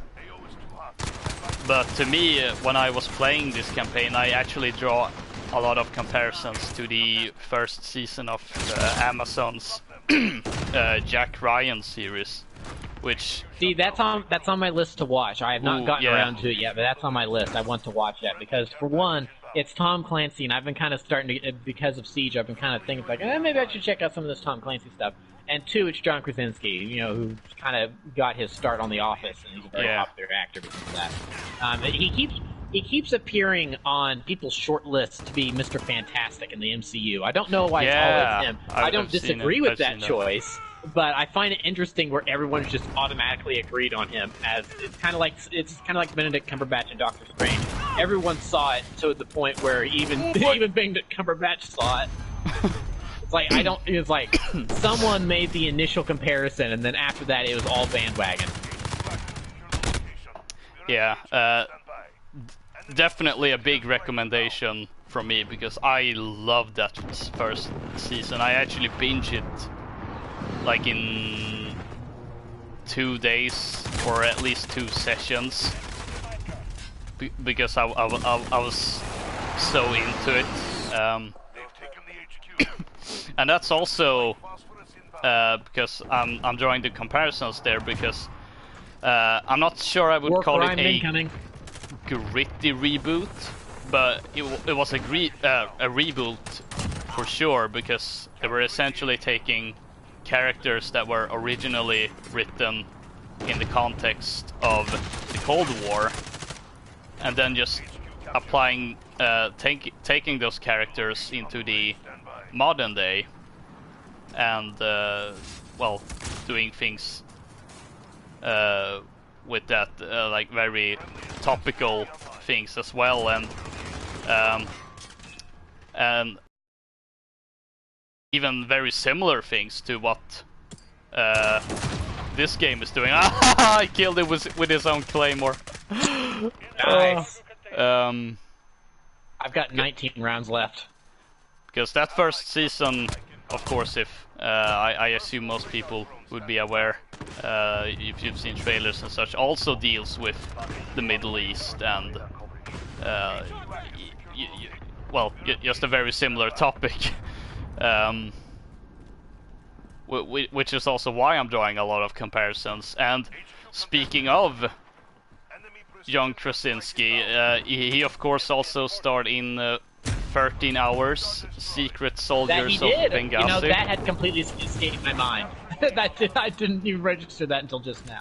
And the high point of the campaign, for me at least, was that mission that definitely screamed 13 Hours to me, since it was set at an embassy, and that was definitely when I mean, I was already like, yeah, I'm liking this, but that was the point where I just couldn't drop the controller. I was like, I want to keep playing this. This is great. I'm loving this. I mean, I was already at that point by the time we got there, but for me, I mean, you're Swedish. You know, that's a well established fact at this point. Yep. I'm American. I'm very American. I'm from the Midwest, so I mean, we're not quite the ride around in our pickup trucks, and you see some of that, but it's not as prevalent as you see like in Alabama or something like that. But I mean, you know, the Midwest is a very patriotic place. Yeah. Usually very conservative. You see some mix of stuff, but because of some of the tendencies of the Midwest that I may or may not fall into politically, in terms of, let's call them stereotypes of the region. That's the thing about politics. I will never say what direction I lean. You may be able to infer, but I will never directly say what I think.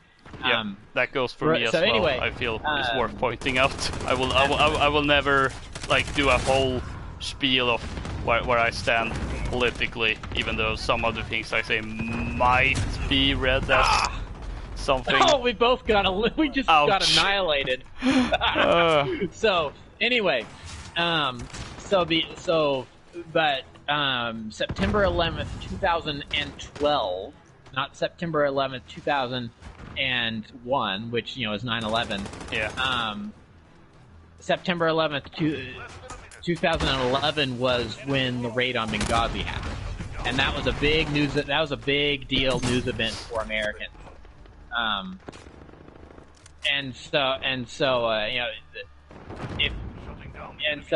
The Michael Bay film 13 Hours, the Soldiers of Benghazi, whatever the subtitle of that is, it's just more known for as 13 Hours.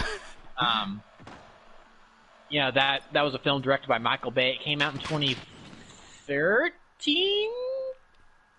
No, excuse me. Okay. No, it came out in 2016.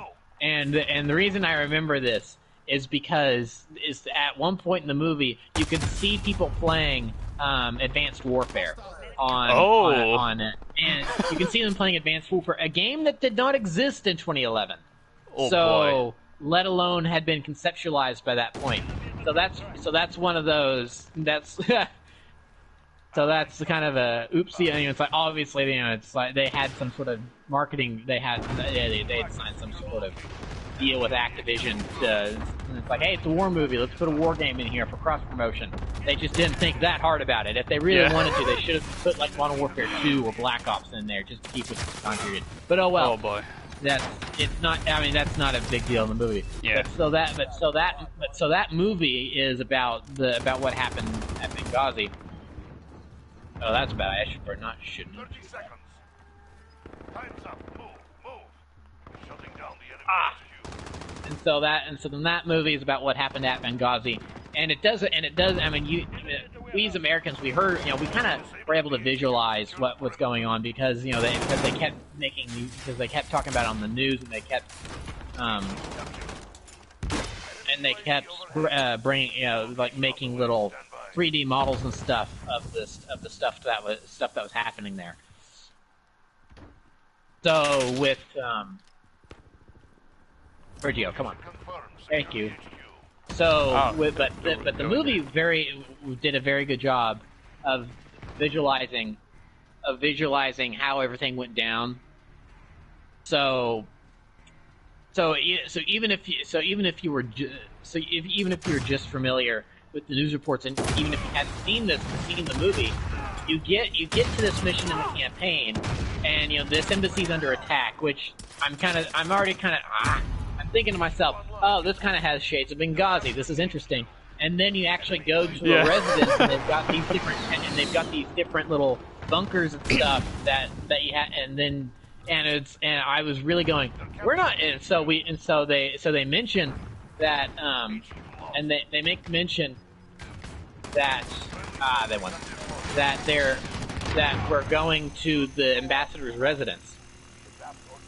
And so, I'm like, oh, we're not doing this, are we? We're not going to do this, are we? And then we run across the road and we get to the ambassador's residence. I'm like, we're not doing this, are we? And then the gate opens, and then Captain Price is like, all right, we're going to set up on the security buildings. And then you climb up there, and then there's this field, and I'm like, we're doing this. Oh my gosh, we're doing this. We're doing Benghazi right now. That's what's happening right here in the middle of this campaign. The setting was of course different because it's in this fictional Middle Eastern country and everything. But I mean, but the idea of what was going on, and even some of the setup in the ooh, I unlocked a reticle for my gun. Look at that. And all that. It was so obvious what they are imitating there, and that big example of ripped straight out of the headlines. I mean, goodness me. I would say that's not even ripped from the headlines. That's more plagiarized from the headlines. You might say. So I mean, that was a big whoa moment, and it was I think that's the highlight of the campaign for me. Some people might say that the house clearing missions, because there's two of those, they might say that those were the highlight of the campaign for them. It's definitely the embassy raid, because I mean, they even go so far as they kill off the ambassador. He's in his office, and then he gets shot. And then, I mean, see, this is this is probably also one of the longest missions in the game. Yeah, I think so. But I'm sitting there, and I keep saying to myself as I'm playing, it's like, this is what I've been wanting from a Call of Duty campaign in forever, because it tried a lot of different things. And see, I feel like the Infinite Warfare campaign tried a lot of things too, but they didn't necessarily work very well. Yeah. In the case of where you had several of your regular campaign missions, and then after a while, for what was supposed to kind of be the second act, you really just kind of stopped doing regular campaign missions, and then you had what were in essence, like short little spec ops missions from like Modern Warfare 2 or 3 that you did, and it kind of felt like that they kind of ran out of time, and they had to throw those in as their second act, and so I mean, having these side missions is an interesting idea, because actually the Black Ops 2 campaign did that, and I think Black Ops 2 campaign did that well, but it just didn't work very well in the Infinite Warfare campaign. But the fact that so you're doing this embassy thing in this campaign, and you get to the safe room, and Captain Price tells you to get on the security cameras, and then you have to help this woman, Yeah. escape the terrorists by leading her through the office as you're watching her through the security camera. It's like I kept saying to myself, this is what I've been wanting. They're trying something, and they're really succeeding because it's a really interesting idea. It flows with the narrative. It takes you out of the action for a while, and it kind of ramps up the tension a little bit, and then that tension builds and builds and builds for the rest of that mission until you get to the residence, and then you have to do Benghazi. You have to do the actual 13 hours. Stuff. I loved it. I loved every minute of it. I thought it was so cool. And that's also another mission where they kind of have some of their. I think of.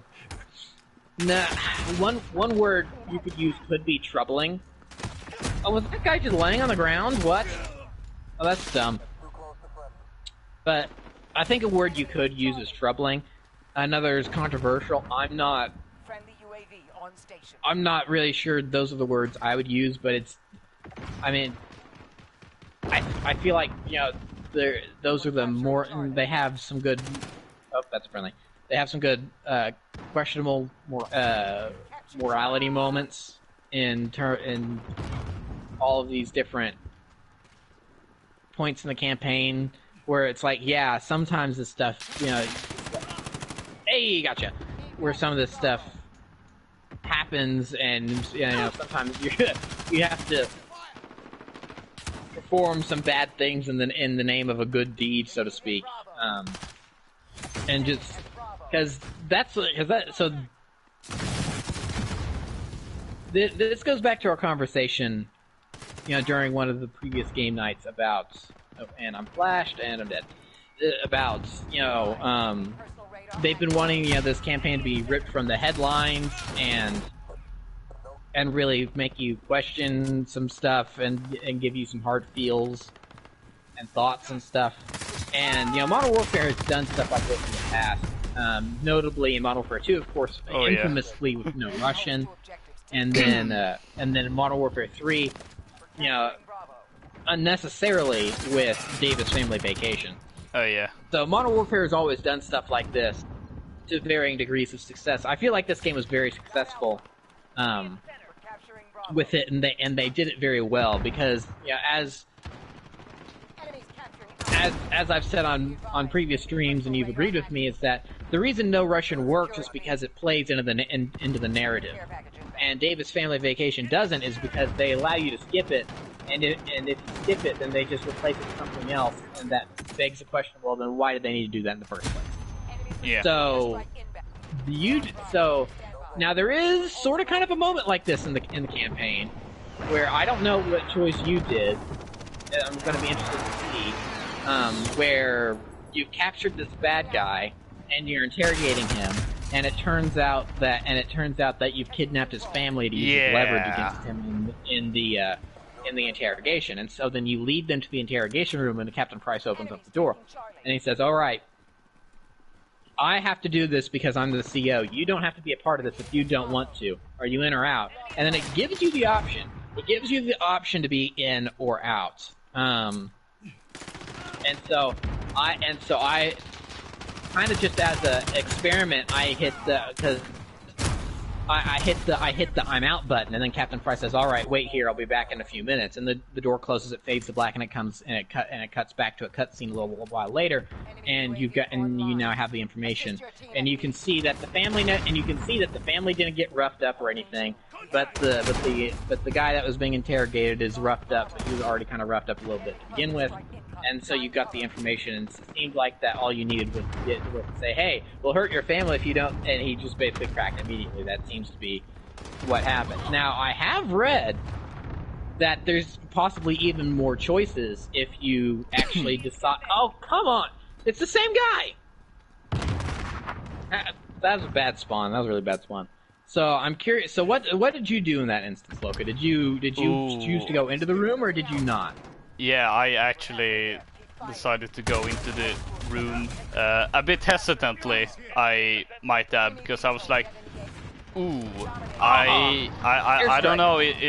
Could this be a moment where the game might actually not pull it off well? And I'm like, well, if it does it well or not, I have to see it. So I went in there, and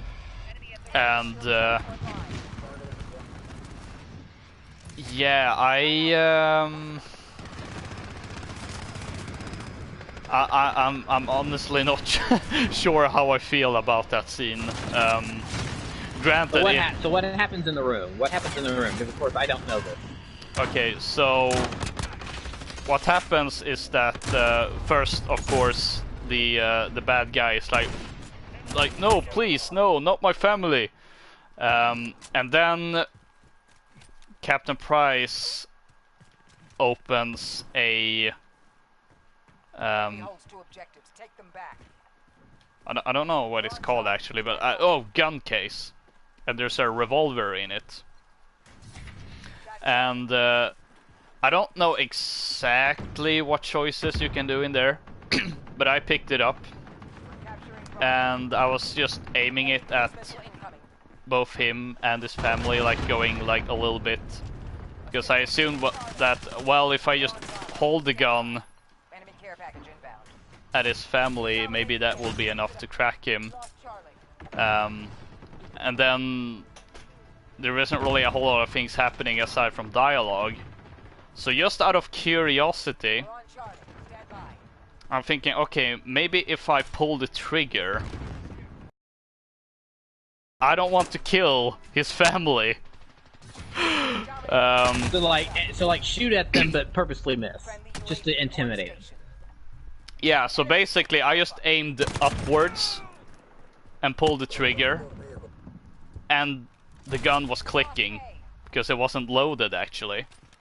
Oh. And So you ruined your bluff. yep. So the character that you play as was just surprised, and then Captain Price said something along the lines of, "Well, you did pull the trigger." As I assume it's one of those cases where if you pull the trigger, it was probably meant to be pulled while aiming at his family. So even though I was aiming it upwards, I think the game treated it as if I had pulled the trigger on one of his family members. Which I'm like, ooh, I don't know about that. And then it proceeds by Captain Price giving you some shells to load into the revolver. But then I didn't pull it again, and like he finally cracked, so the family was fine and everything, like it was if you don't do anything. But I wonder, I mean, I of course didn't have any mission at first, but I do wonder that, whoa, could I actually have shot them if I, like, once I did load the gun? It seems like there's a lot of replayability in that, and that's yeah. Awesome. Because like we're not gonna do any major spoilers. Maybe some lighter ones like this one where we're describing a moment but not necessarily giving out the full details.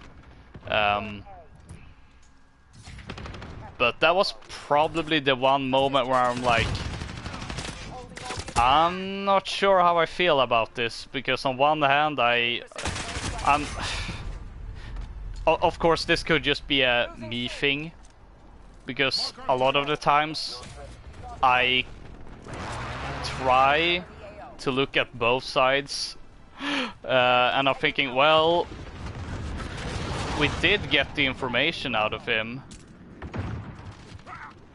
which we needed, but I don't know if what we did was really the right thing at the same time when we involved his family. Although one could of course argue that, well, he he was doing all this stuff anyway, so like it's his fault that his family got pulled in. One could argue. But, yeah, I mean, yeah, he was a radicalized terrorist. Yeah, so I've been going back and forth on that one, and I haven't really landed on where I stand. On that one. Here's another question about that. Oh no! Because this goes back to the whole Davis family vacation thing. It's like it wasn't necessary, and it wasn't necessary to the plot. So why did you include it in the first place? And you know, it's like, do you think from what everything that went on in that room, do you think it was handled well? Do you think they handled it well? Because yes, you're saying I don't know how I feel about that. Was it the right thing to do or not? I feel like that's the question they're wanting to get you to ask. Yeah, precisely.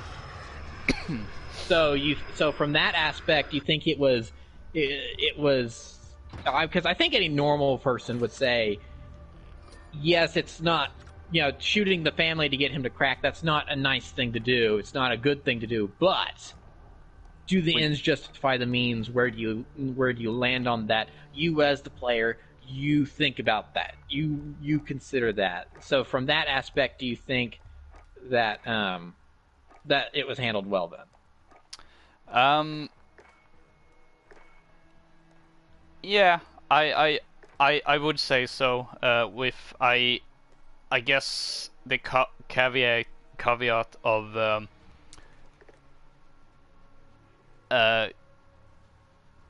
that I don't know all the choices that could be made within there. But the thing I heard about that level is that you have the option to execute him after he's given you the information. So I mean, that little thing right there, that might even be a great big, you know, it's like branching paths type story. Yeah. Where it's like that could end in like 3 or 4 different ways, and you and I have just seen, you know, 2 different scenarios that are possible. So that very, very interesting. That's very interesting. Yeah. Considering the fact that there does seem to be multiple choices and such, I would honestly say probably points to that it was probably handled well after all, considering they thought of several choices that could be made, and I guess what happened, like whatever you would do would depend on presumably your own morality and of what you've experienced so far. So yeah, as I said, I'm not exactly sure how I feel about all that things that happened, but that probably speaks to, well, that particular scene was probably handled well. Arguably was probably the only real scene where I really felt uncomfortable, because I felt the other scenes were kind of more obvious, so to speak, which because you brought up the raid missions, the close quarter raid missions, which I would say also like after the embassy mission was probably one of the highlights, because they had great feeling of tension in them. Yes. And that's one thing about those missions as well that I noticed basically immediately, is that there was absolutely no music in those missions at all. It was just the diegetic sounds of the environment you're in, which really helped with that. There were a couple. I mean, there were several moments throughout the campaign where I felt uncomfortable. One of them is a long flashback mission. That one too. That one is great too. But actually, one of the moments I felt very uncomfortable was in the second clear house mission. I think it's called the Wolf's Den or whatever. Where and this is one of the funny things. So this is just a funny little thing that's like a unique thing to me, is that the controller I'm using currently, it's got a hair trigger for R2, so you can barely tap it and you'll fire. So in some ways it makes it very realistic. In other times, so there are times where I'm getting ready, like in Rainbow Six Siege, I'll be covering a corner, and the enemy doesn't know I'm there. But then I'll accidentally fire, and then they'll all of a sudden rush me, and I won't be able to take out all of them, and I'll get killed because of it. So it's kind of annoying. But so then there was a moment during one of these missions where we're on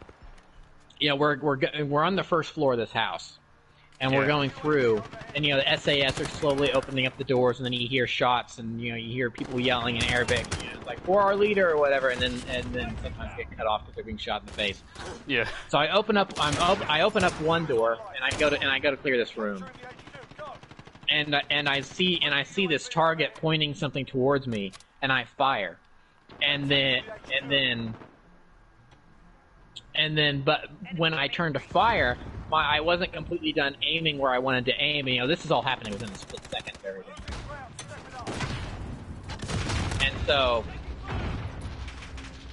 And so then this happens, and so because I wasn't completely done aiming where I wanted to aim, and I've got such a hair trigger, I end up firing the gun too early, and then the screen does that kind of blurry transition thing, and it says, "Children are not enemy combatants." Oh. And I'm like, oh, did I just shoot a kid? I didn't mean to shoot a kid. I had my finger slipped on the trigger, quite literally. And it's like that was a complete total accident. So then I go back, and so I reload to the checkpoint, which is literally right outside that door. And so I open it up again, and there's a woman and her child in there, and I'm thinking, oh, okay, so these are two non-combatants. I accidentally killed them. But then the woman grabs something off the bed, points it at me, she fires off a round, it misses, I shoot her right in the face. She shot at me. She was trying to kill me. I down her, she goes down immediately, and then so this was a mother, but her kid was in there, and then the kid immediately runs the mom and is shaking her like, Mom, wake up, wake up. And I'm like, I feel terrible. I've murdered well, I haven't murdered. It's justified because she tried to kill me. But I've killed this child's mom right in front of him, and he's going to remember that for the rest of his life. This may even lead to him being radicalized. Where did that come from? In the future, and I'm at the and so it's just kind of funny that the first time I accidentally shot him because I've got a hair trigger on my controller, but I felt very uncomfortable in that moment with him. Oh, you stupid idiot. Who did that? It's obviously a claymore there. What are you doing? That one affected me to a degree of knowing that, of watching this kid immediately react to the, because in the first mission where that's like this, you can hear people having conversations because it's a townhouse. The walls are very, very thin. There's a lot of people packed into this small space here. You can see that what's supposed to be one bedroom may have three just mattresses. Ah, there's a grenade! Just like three mattresses sitting on the ground in order to. So. He walked right into my claymore. So. Oh, what an idiot! So you're going through this townhouse and you can hear them yelling, and there is an exchange at one point where there's presumably this husband and wife. He's telling her, go into the other room, I'll handle this. And she's like, no, just surrender. Yeah. I don't know what to do if you're gone. And then of course, so then you bust into the room, and she runs to a crib and picks up the baby. And so obviously, this is her baby. And so it's one of the other SAS operators, puts her on the ground. The baby's crying. Someone says, "Shut the kid up," and so you're trying, and so then they're evacuated from the building as the rest of the fighting's going on. Then you bust open the door to the other room, and then the guy that was in there, the husband that was having the conversation with the wife just a second ago, runs.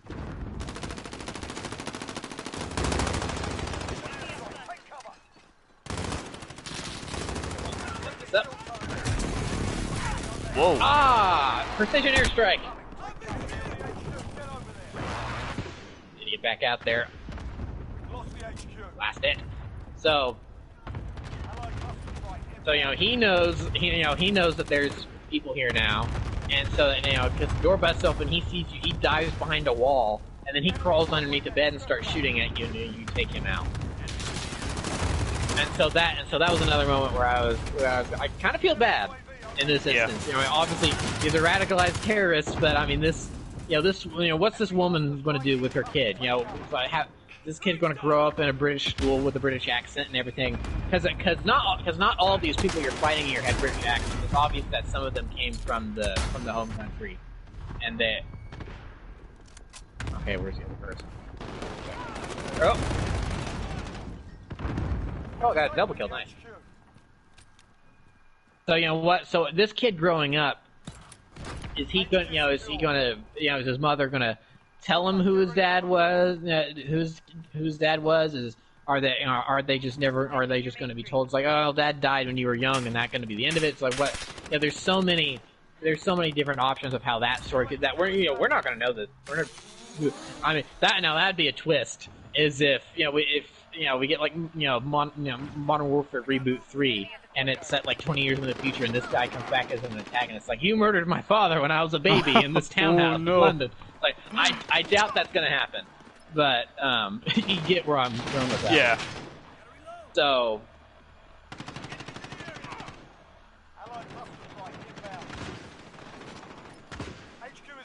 So, I mean, so that was a moment where it really was kind of okay, that happened, and then of course you go through the rest of the house, and then the last person you encounter is someone going, oh, they were going to kill me. They said they'd kill me if I. And she's backing up, and Price is going, don't move, and so then finally Price just says, drop her, and so then both of you shoot her, and she goes down. And as it turns out, she was going for a detonator to presumably detonate the entire house. That was probably pretty low. Yeah. So the right call in that instant, which would have destroyed other houses that were nearby and done who knows how much damage. The right call was shooting her in the face. So the original games, while great, they didn't really touch on any of this stuff. It was basically straight up, all right, we're invading this Middle Eastern country because we're America, world police, and we have to, and they've been, and the Russians are helping them out. So there's also a bit of a proxy war going on, blah blah blah, which is for a game that was released in 2007, that was still very current. That was modern warfare at the time, but things have definitely got a lot murkier since then. So I do another shield, right? So I do like the things that have changed in those cases, because it is very realistic. Oh, come on, Mini Machete, what are you doing? You just watch me get gunned down from a guy right next to you and you don't do anything? Nice, thanks. So, and another thing I noticed about those missions is that I noted that of course there's no music. It's literally just the sound effects and creaking of the house and stuff. Another thing I noticed is that compared to the rest of the campaign, with maybe the exception of one other mission besides this, the bullet impact was increased. The damage done by bullets was much increased compared to other missions in the campaign, because you shoot someone, there's a spray of blood, they go down, and then that's that. In these missions, you shoot someone, it's like you could, that's the thing with AI, and that's the thing with AI in the other campaign missions. You can shoot them in the foot, and then they'll die from that. Where if you were to shoot one of these combatants in the house in the foot, they would then drop down because their foot has been shot, but then they're going to still retaliate and try to shoot you and crawl along the ground. And there's a big gaping hole in their arm, and then they're just going to try to cover up the bullet hole in their arm. And then you shoot someone in the chest, they go down. That doesn't necessarily mean they're dead. They might very well still be alive, but and they're dying for sure, but they're not dead yet. And so it's night, and so that's the moment where you just put another round in their head to just put them out of their misery. And because initially I just expected the regular AI, and it's like, oh, I'll shoot this person in the foot, they'll go down and stuff. I wasn't expecting anything different. So I shoot this woman, and that's there's a guy that's holding. It looks like it's a hostage that using this lady as a human shield. You shoot him. She goes for an AK that's been dropped on the bed, and so then you have to shoot her because she's trying to shoot you. So this lady manages to get up. By the time I realized, oh, hold on, she went for that AK. I should probably get her. So I shoot her in the chest. Mid center shot. She goes down, falls against the wall. She's gasping for breath and gulping, and blood is coming out of her. And she's fumbling around for something. Probably not even realizing that she's fumbling around, doing stuff that's clearly, well, this person's dying, and she's incapacitated, but she's not dead.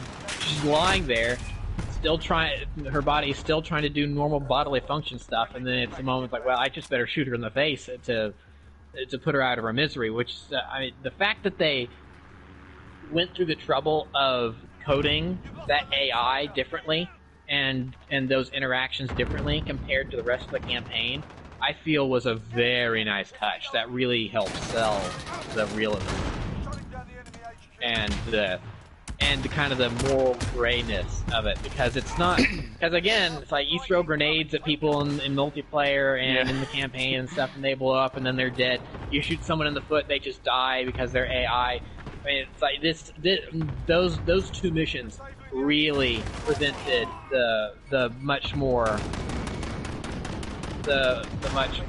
kind of gray, war's very messy and ugly side that Call of Duty does not normally show off. Resting my controller on the pants I'm currently wearing. They're very slick. Oof. Because I think that could be a complaint people could lodge at Call of Duty, is that it glorifies war. And I think anyone that's actually been in combat will tell you it's not fun. It's not a video game. It's because how many times did we die during that match, and didn't just come back with like, all right, well, I'll get him next time. You don't have that option in real life. Nope. So you don't get to respawn. You get the one, and if you get blown up by an RPG, that's it. You're done. So that is something. Ooh, I've got new perks. So that is something about the campaign, about those missions particularly, that I really enjoyed them putting in, because it is a harsh reminder that, this, it may seem really cool to be going around as a tier 1 operator and on these covert missions and stuff, but there's a lot of nastiness that goes on in all this. Yeah, and it's a good reminder. Yeah, I like playing those two missions. I felt were as I said earlier, very intense, and it sort of brought me back to the to the old days of. Oh wait, hold on, Ground War. This Yep. isn't. I've never been here before. This is a different map. Yeah. Oh. So there's our answer. There are 2 maps. Oh, that's good. Yeah, I thought it was time to switch over to the Ground Wars. Yeah, This is a new map. I've never been here. Sweet. Yeah, they kind of gave me a similar feeling as the older Rainbow Six games, in that you're going in, you're clearing a house full with hostages and hostiles. I should probably have said hostiles before hostages. I realize. Load up, Loka. Oh hey, wait. Never mind. Harry just got. Oh, there we go. No, Nice. I'm on the gun turret. In that you're going in, you're clearing a building with a squad, and you have to check your fire so that you don't accidentally shoot the hostages. But here it was kind of turned up to 11 because now it wasn't so much hostages. It was just, well, it was more unknowns. Unknowns. They refer to them like, you know, they may be hostile, but they may not. So check your fire. And of course, the more cramped spaces, because you you really feel like close to claustrophobic, because you're like, and with the night vision goggles too, you're just like, yep. There's not a lot of room to move around in, and like there could be. And the thing that reminded me most about the older Rainbow Six games were the fact that, like suddenly even just one enemy, like turning the corner. What are we doing? What is going on? Oh, we're dead though. What was the heck did I just witness? What was that? Intense discussion about the morality of war. Tank begins to fly. Oh my gosh. The fact that you could just turn a corner around and you would have just one enemy that aimed really well and could kill you in just a few shots. So very much like playing all the Rainbow Six, but cranked up to 11, as I said. And Enemy UAV online. yeah, I think I just had very good trigger discipline throughout the whole campaign, because there's a rank system for each mission. Because of course you have those missions, but then you also have where you also have, I think in most missions there are also civilians at different points. Yeah, the civilians pop up fairly often. To which, well, you can accidentally shoot them. Well, because you're, well, not meant to do that. And so you can just get right up on these buildings and everything. This is awesome. Oh, I got sniped. Also, this daily challenge isn't working, so I guess I'll not play snipers. I just chopped a guy up in my rotor blades. Ground war was a mistake for for the serious discussion, because now, like, I'm definitely getting flashbacks to Battlefield 4, and in particular the one time we played it together. And a lot of weird things happened that night / day. Oh, I got a kill streak from that. Awesome.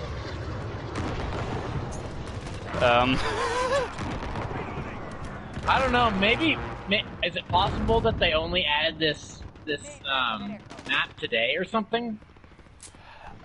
It's possible, because I've seen other game modes have been like rolled out and not being released all together, so that might be the same case with maps, actually, now that I'm thinking about it.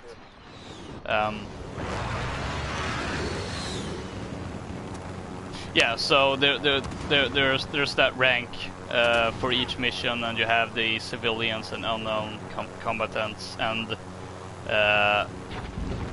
your ranking is based on how many civilians or unknowns you accidentally kill. I'm not sure why I jumped off here, come to think of it. And yeah, somehow I managed to get through the entire campaign without reloading checkpoints, Enemy personal we lost without killing any civilians or things like that, neither during the raid missions or under like just the normal missions. And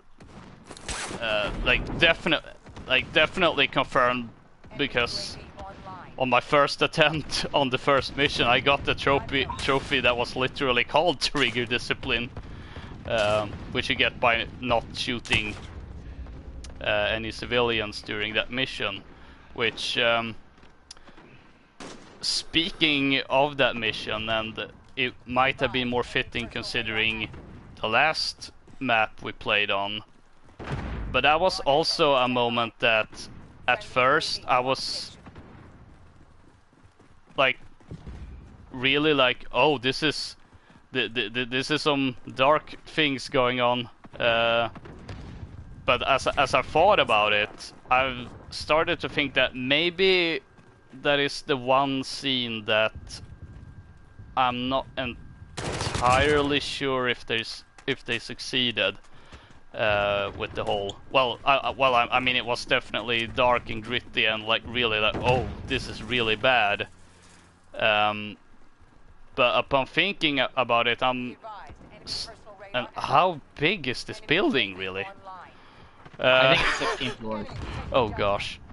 But as I've thought about it since, to think that I don't know, maybe that first mission, because this isn't really a spoiler, it's literally the first mission, but a terrorist attack happens in London.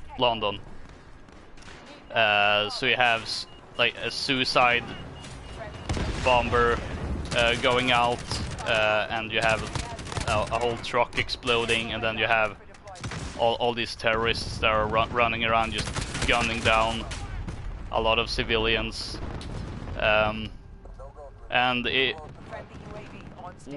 was definitely an effective way to kind of open the game, although I suppose it technically, this was one of those in media res things where you first get to see from the perspective of the terrorists as they're like sitting in the van, and then they're 24 hours earlier. Yeah, exactly. And then you do that thing where they get away with the gas weapon, and then it cuts to that scene where you're trying to stop it while it is happening. After thinking about it, I'm starting to think that maybe that was the no Russian bit for me, because as we've established it, it had something to say in terms of its narrative, because if you were to do the, well, I don't want to see the, I don't remember what they refer to it, like graphic content, or like or if they even like graphical content. Yeah, something like that, where if you do like, yeah, I don't want to see that content, I mean, you can get the gist of what's happening, but there's definitely like, wait, what's going on exactly? So it has a clear narrative, like I mean, it's serving a narrative point, since that's, well, the whole reasoning for Russia deciding to invade the US. I do have some issues with it, like with some plot points that I'm thinking, I don't know if that fully makes sense, but oh, I didn't deploy the parachute, and I do feel there's maybe not necessarily with the scene, but the way it was leaked, in quotation marks, because I strongly suspect it was Activision that leaked it. Kind of felt like What are you talking about? definitely felt like having like just something for the sake of being shock value. And I'm thinking that maybe this opening scene is kind of the same, because of course it serves a narrative point. If those terrorists didn't attack in that way, We wouldn't have a plot of the game. yeah, they wouldn't really go, oh, that's a lot of bad guys. They wouldn't really go for these bad guys in the first place.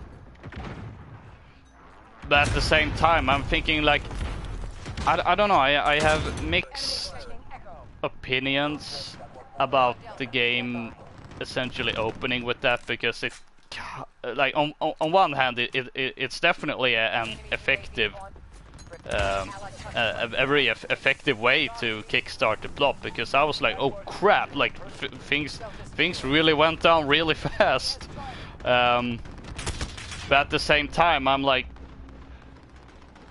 thinking that, well, I know this game is going like to depict some controversial things, but I don't know if it really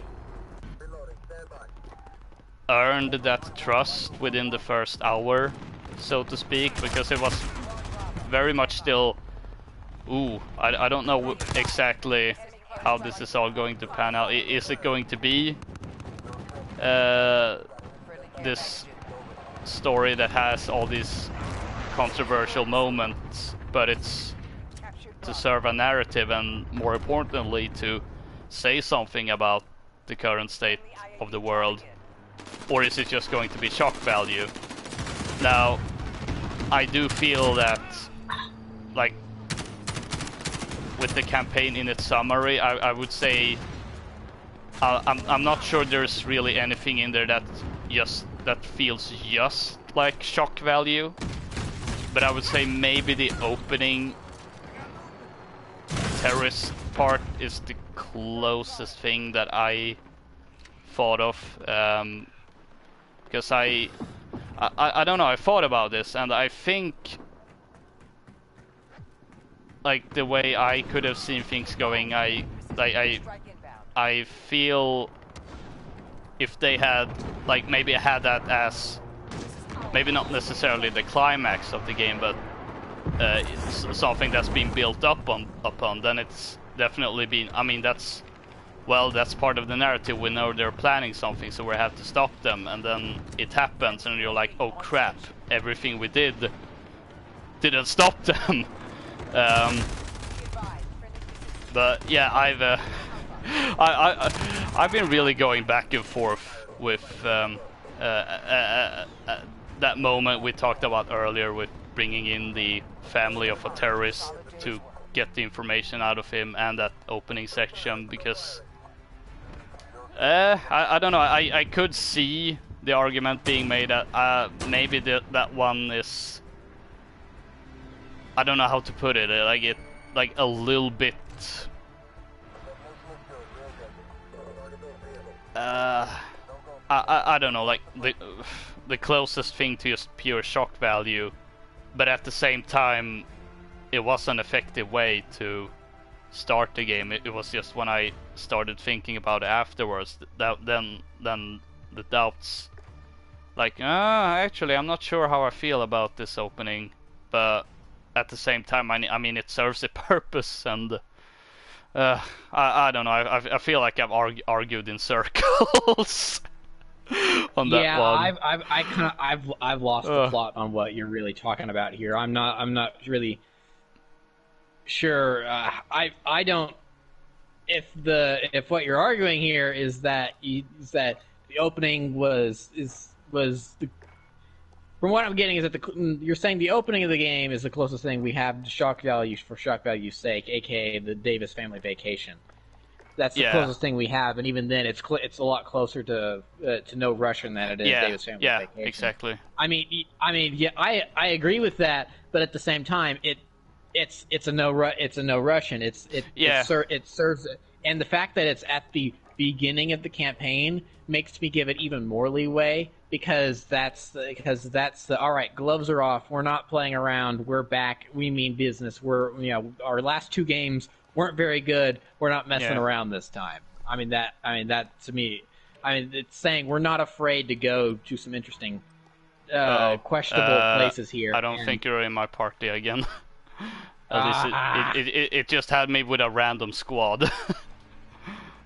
Yeah, I'm back in a lobby loop. Hold on. Oh no. I have to quit again. Yeah, I think the fact that it definitely makes me think of No Russian makes it a bit more complicated for me. If it had turned out to be another Davis family vacation, at least I feel my argument would have been a lot easier to make. But now there's like, I'm a little bit mixed. Because here's where this is really where I stand on it. Is that it kickstarts the plot. Infinity Ward's saying we're not messing around here. Yeah. But at the same time, it raises an interesting moral quandary that I think is not only is found throughout this game, but I think it's also going to be found throughout the next one, the next 2, however many more they do in this new rebooted series. And so the character you play as when you're playing as the SAS is named Kyle Garrick. And so the attack is over, the bodies are being cleaned up. Captain Price tells him, it's like, you saved lives today. Yeah. And Garrick doesn't necessarily see it that way, because a lot of people still died. Yeah. I mean, probably dozens of people died in this attack between the terrorists, civilians, and then officers / undercover SAS agents.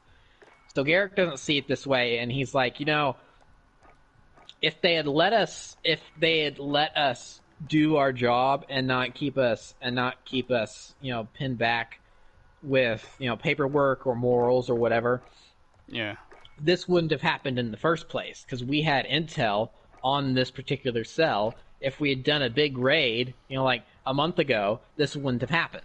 Yeah. And then that helps kickstart more plot, because then that leads way to the first clean house mission. So it's stuff. It asks the question: if we ignore, or not necessarily ignore, but if we tiptoe around some of the typical rules of engagement, and we allow ourselves to get dirty, then maybe the bad things won't happen. And then that's brought up later in the campaign when Garrick, after the family is brought in, Garrick says, it's like, okay, I think we went over a line here. Yeah. With the kids, and Price says, when we first met, you said you wish we could take the gloves off. Well, this is taking the gloves off. We fight dirty so the world stays clean. And so, and so then I feel, and the thing, and this is the thing about this game that is kind of my complaint about the campaign, but I think it's a complaint that'll go away, is that I'm not particularly fond of the ending of the game, because it kind of feels like it just ends. Where it's like it feels like you're beginning, like you're about to reach the climax of the game. It's like, okay, we've done this mission, now there's like another mission or 2 after this, but then it's over. It's done after that. And then again, this may be a complaint that goes away after I've played Spec Ops. Spec Ops may play more into this, I don't know. But it does kind of feel like it just ends.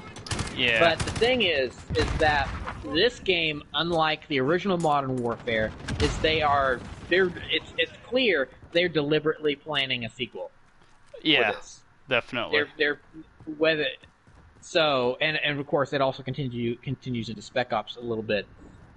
So they leave things open. So that question of how dirty do we get so the world stays clean? How far do we go? Where is the line? It's not exactly a question that's answered.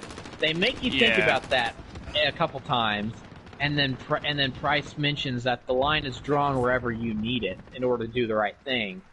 And that's so true to Price's character, because that's never blatantly stated in the original games, with the fact that Price was willing to go rogue in order to stop Shepard and try to put an end to World War III. I mean, I think that speaks volumes to his character right there of who Price is. So, Simtech. Oh boy. So I feel like that's a theme that's going to be continued on throughout, and the terrorist attack in London that perfectly sets that up of asking the question, and then kind of making you think about it, and then with kind of it seems like the promise of we'll get back to that. Yeah. Yeah, because without going into spoilers, I definitely agree with the ending, that it just feels like it just ends. Bouncing Betty, what? Haven't seen that since 2011. That's a callback right there. Yep. And yeah, I'm trying to tiptoe around it, but I'm because on one hand I don't want to spoil bits of the ending if anyone is watching this and haven't finished the campaign, let alone not even bought it yet, since it did just launch. But at the same time, like, the one thing I have in mind that is about the sequel, and it's kind of both excitement and concern. Let me just put it this way. We talked earlier. Oh my gosh! I just got 2 kills while completely blind. Nice. No, I got 3 kills while completely blind. Holy cow! Yeah. As we said earlier, while this definitely feels like it's bouncing Betty, Modern Warfare, but at the same time it feels a bit different, which is why I love it. But it also has some great callbacks that made me smile and chuckle a bit. Oh, 100%. And like it definitely had a lot of fan service, but it didn't do the thing that would have like been a worry, like just relying on the old stuff.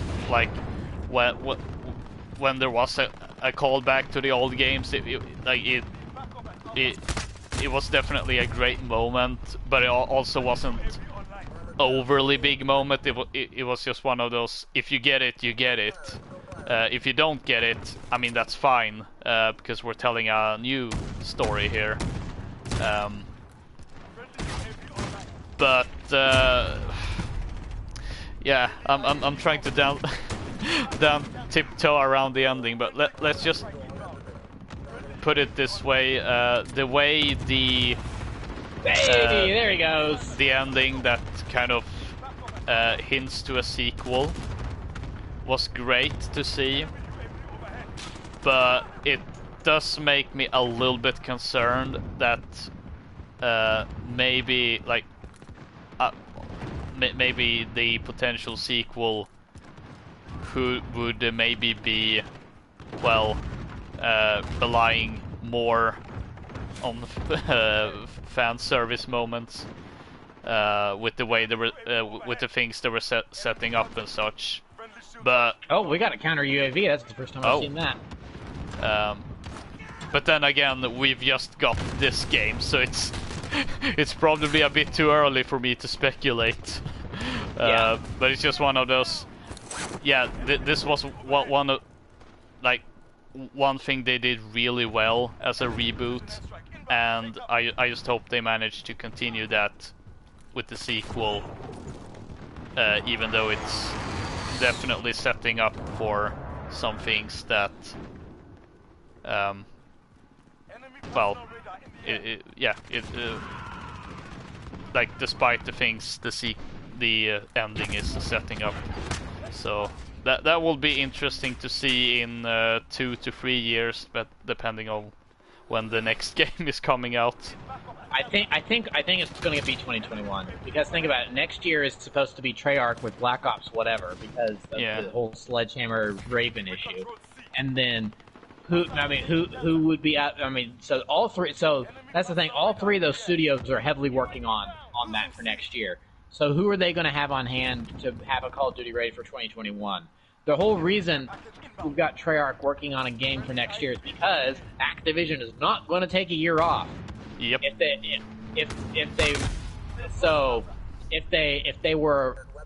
they were going to allow them to take a year off, then they would have. They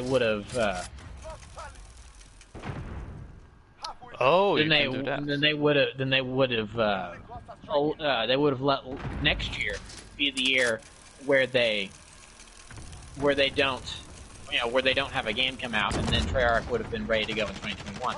Instead, there we go. Instead, we've got 3 studios working on one game for next year, and then that just leaves Infinity Ward to go for 2021. So I think we're going to get Modern Warfare, whatever. Oh! That! So we're probably going to get Modern Warfare, whatever they end up calling it, in 2021. That would be my guess. Yeah, I think that's probably the more likely outcome, rather than them throwing Sledgehammer and or Raven on another project so soon. And oh boy. Oh, they've got all the flags. Oh boy, oh boy, oh boy. I'm going after B. Yeah, this is something that definitely wasn't in the beta. At least I don't think it was. No, it wasn't. Never mind, going up to Charlie. Going back to ground war for a bit, I just want to say that this map definitely flows better. You think so? Yeah.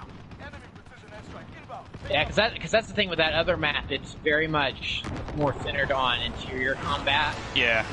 Because most of those objectives are indoors. So while it's a big open map, it is really set up for the interior fights. But this has a lot of outdoor stuff. So yeah. This is a nice mix. Yeah, I'm definitely having a better time on this map than I had with the other map in the beta.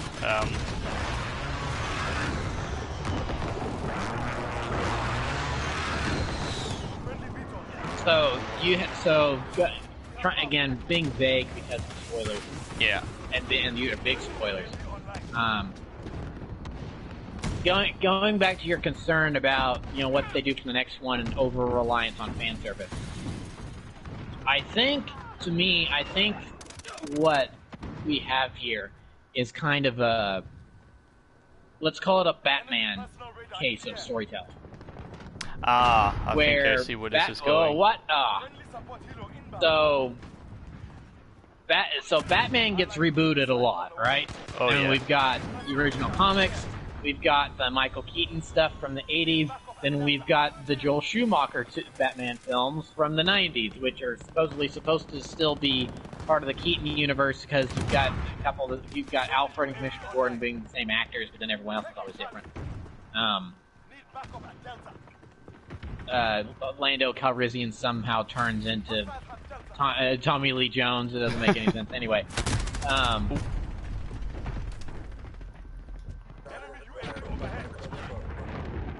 how did that guy not die? Come on, I shot him way too many times for him to still be alive. Anyway, so then you've also got cartoons. You've got Lego Batman.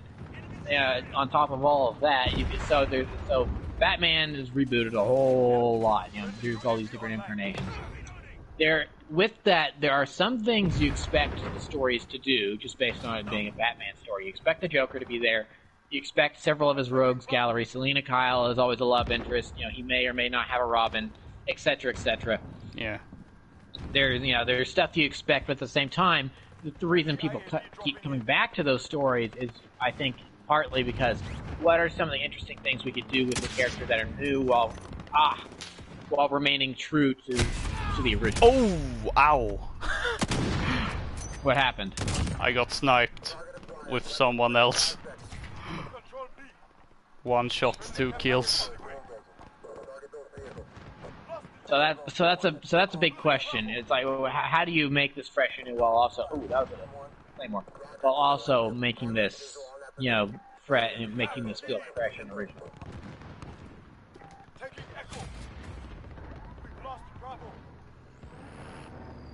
And room clear. All right. Oh, it's stuck. Guess I'm gonna use that then.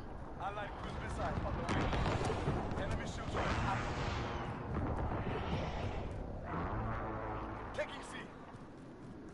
Friendly UAV online. Taking B. There we go. He's down. All right. So as I was saying.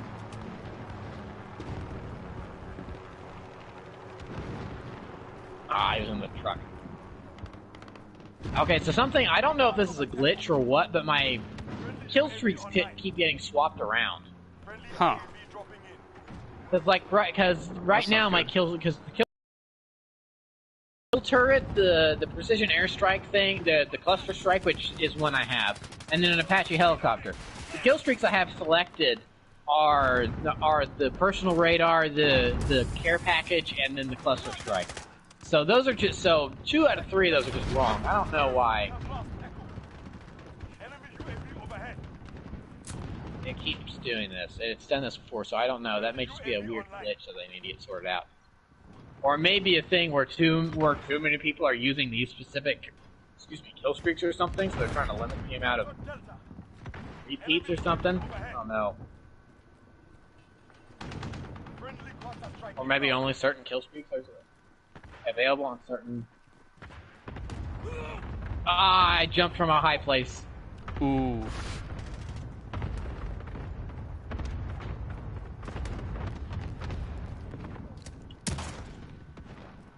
You're needed at A. So you've got all these different iterations of Batman. Yeah, what are these things? What do you do to keep making the stories fresh and interesting while keeping true to what came before? I feel like by putting all that fan service in the Modern Warfare campaign, kind of teasing a sequel. I think that's the issue they're going to have to face is possible that I think considering the quality of this campaign, I don't really have at this moment. I don't really have any doubt that they're going to be able to pull it off. But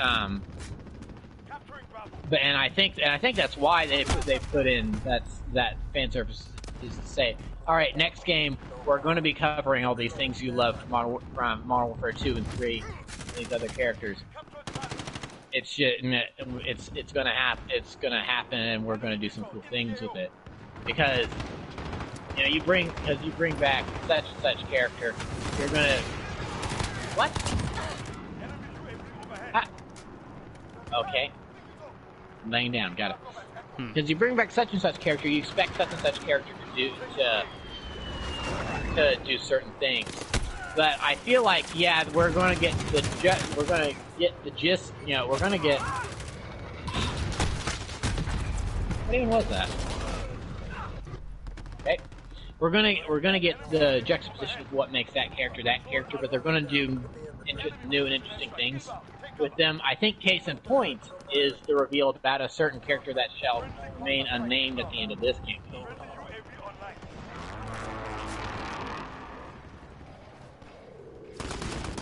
Oh, we lost. Learn from the loss. Adapt or die.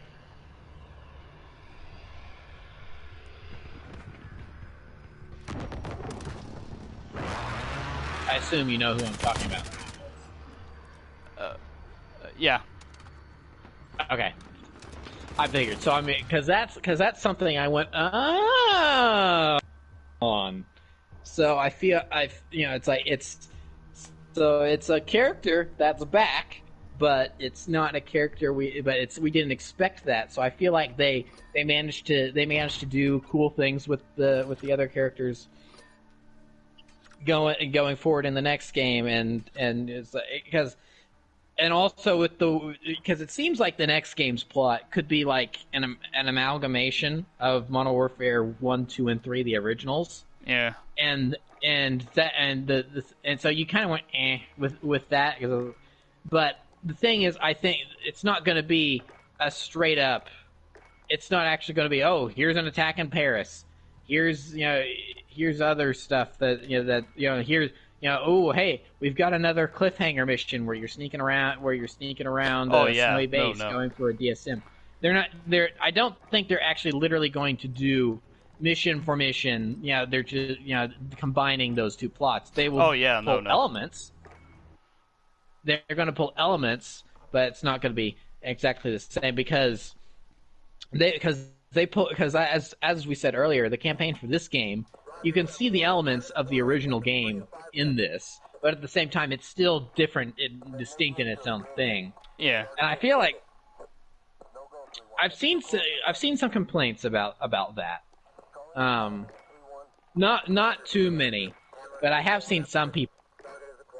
I've seen people go, well, it's just a bad rehash of the original Modern Warfare.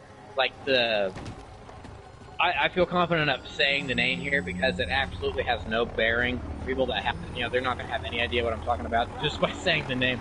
But people have been going, oh, the Death Road mission is just all ghillied up again. There's not, there's nothing different about it. When there's a lot. I mean, that mission's completely different from all ghillied up. Yes, it does have that element from all ghillied up in it, but it has, or excuse me, not all. Well, here's the thing: they called it all ghillied up, but it's not actually all ghillied up. It's actually from one shot, one kill. Where it has, it's got that element with the sniper rifle and the flag. But it's really now I know expanded. which mission you're talking about. But it's expanded on. In front of us, Loka, in front of us. But it's expanded on. Where it's essentially a whole new mission. Yeah, if you've played the original game, then you recognize this. But if you haven't, and even if you have, you recognize it, but it plays so differently.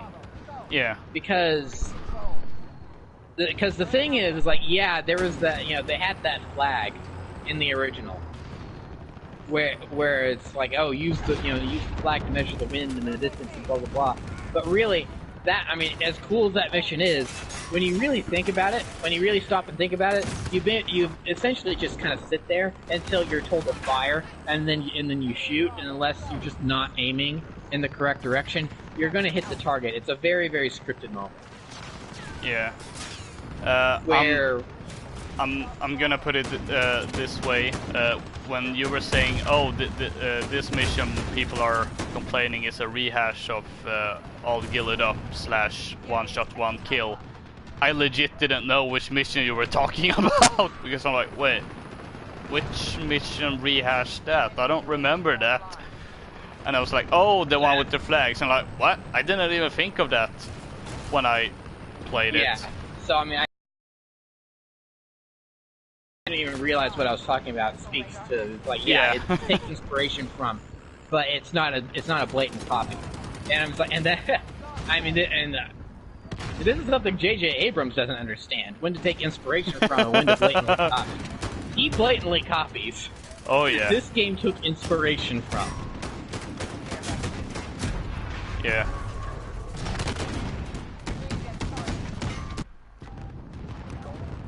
of course, my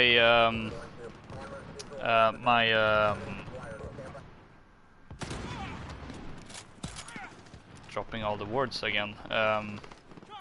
My concern doesn't really have much to base on just the fact that, oh, this was a very fan servicey way to end the game, and it's very fan servicey, so this is what the sequel is gonna be about. But again, like this game just came out.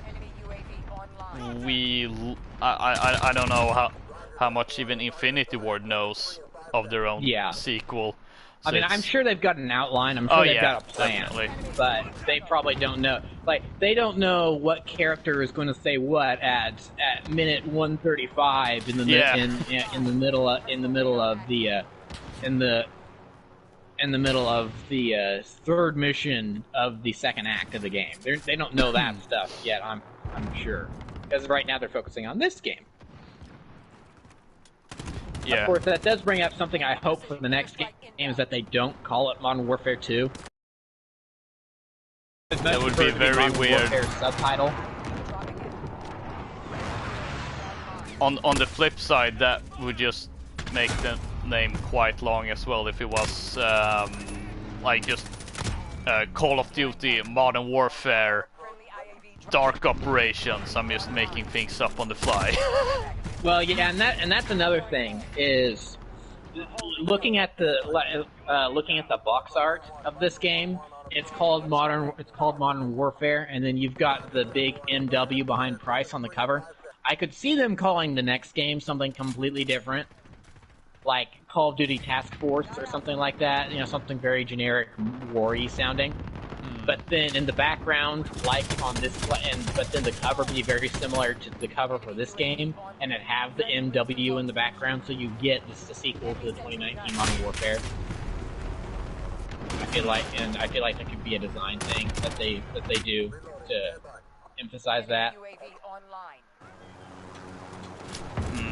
I don't know. That kind of feels like when Infinity Ward tried to distance themselves from the Call of Duty name, so they didn't even have the Call of Duty title in Modern Warfare 2. Like they, I don't even think they referred to it as Call of Duty. It would still be called Call of Duty. Oh yeah, yeah, but like at first they didn't have it in the. Look, I'm in a helicopter. I'm parked right here. Come on. Wait, where? Oh, there you are. They didn't have it on any like box art or such. But then they had to. That I think is more. That I think is more to the extreme where.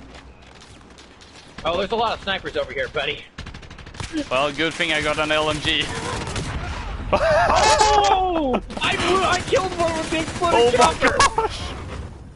Yes! Yes! Oh, I'm just gonna quickly run and grab some water. Okay.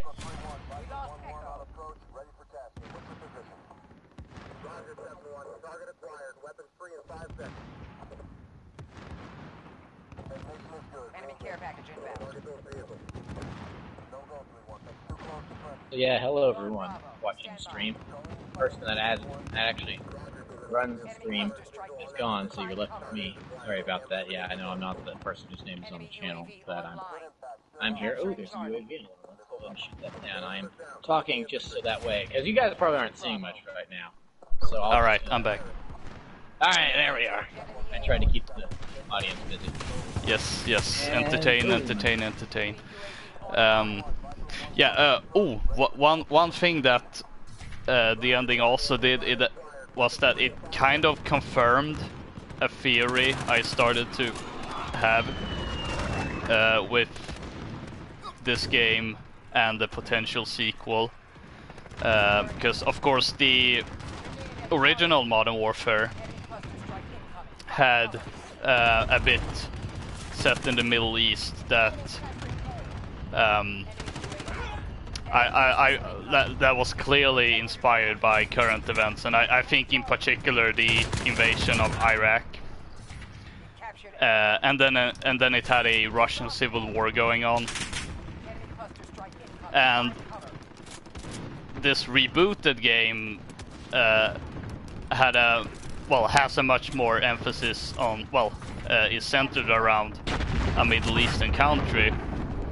Although once I played the beta and I was like, oh, there's like a lot of some Spetsnazi bits and things that smells like Russia, I was like wondering, is this going to be a part of the story?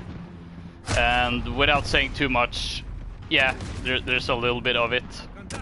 But the thing I started to fear, I said, oh, maybe this game is taking the Middle Eastern part from the original Modern Warfare, and the sequel would put more emphasis on the Russia bit from the original, which again, without spoiling too much, but I think that theory seems to have been confirmed.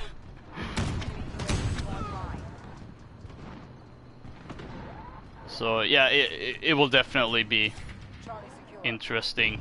I mean, the original trilogy kind of did that as well, because the only game not to have really anything focusing on the Middle East in the original trilogy was the third. Yeah, that was more Europe-centric. And even then, there wasn't really much of it in Modern Warfare 2. It was just the beginning. No, it was just near the beginning.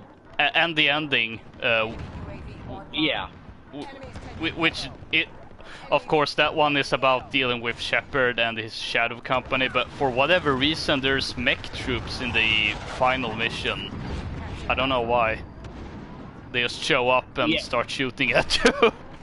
Well, yeah, I feel like they were probably already there. And then, oh, hey, right in front of us. I feel like that was a case of they were already there, and then and then all this gunfighting starts going. It's like, hey, people will shoot at. Let's shoot at them. Oh, and also me saying how the original, like the Middle Eastern part of the original Modern Warfare. You can drive cars? Whoa. That guy just got in a car and drove it. Yeah, I saw it.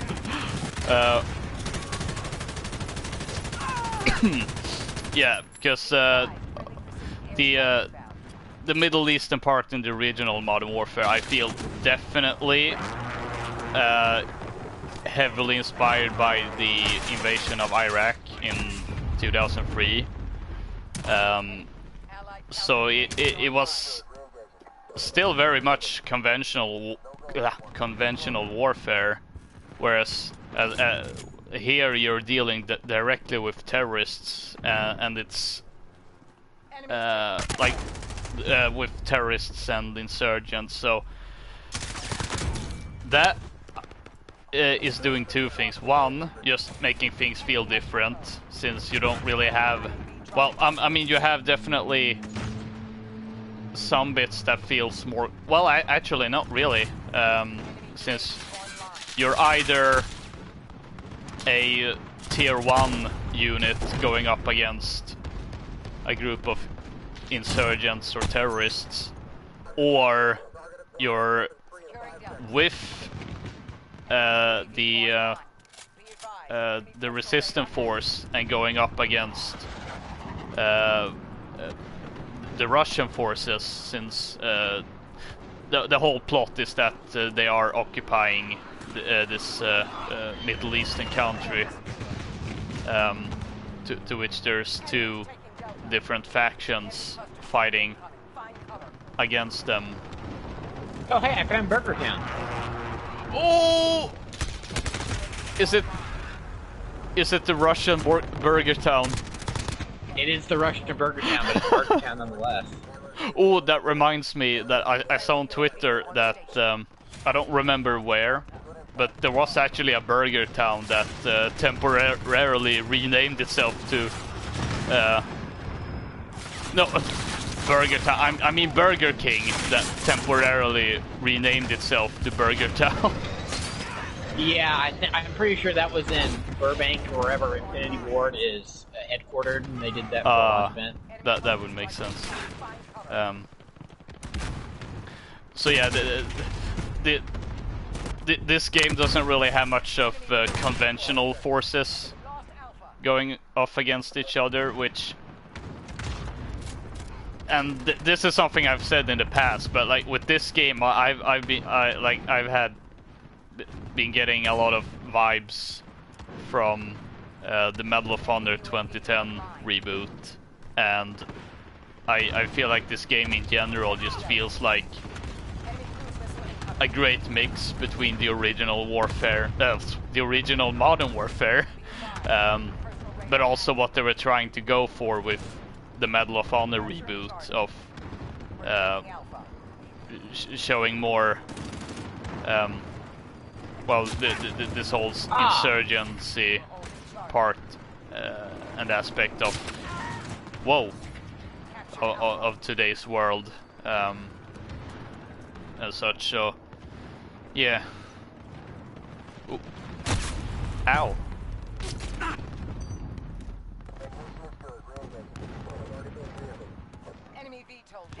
Again, I feel like this point where or at least I am. Hey. Oh, I got in. I feel like I'm just iterating things we've said before in that how this game very much feels like a Call of Duty Modern Warfare title, but it also feels very different. Got him. Good.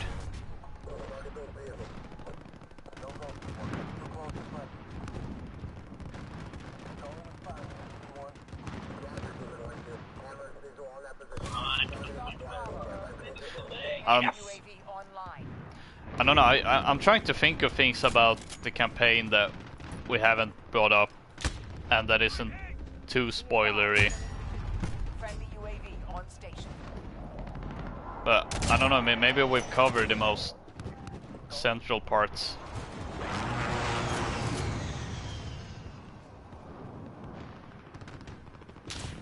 The only thing I can think of, and this is a minor spoiler, going back to, this part of the game reminds me of the older Rainbow Six games. In that London terrorist attack, again, minor spoilers, but at the end, you have a situation with a bunch of hostages, and one of them has a suicide vest that he's been forced to wear, and you're trying to disarm it, but the timer goes off and it's like just a few seconds away before detonating. So his Captain Price just oh yeah, he trips him over the edge. Yeah, and so he explodes, but the rest of the hostages survive. Also brought me... Oh! What a shot! Oof. That also reminded me of Rainbow Six, because of the one video we ever got from Rainbow Six Patriots before it got cancelled.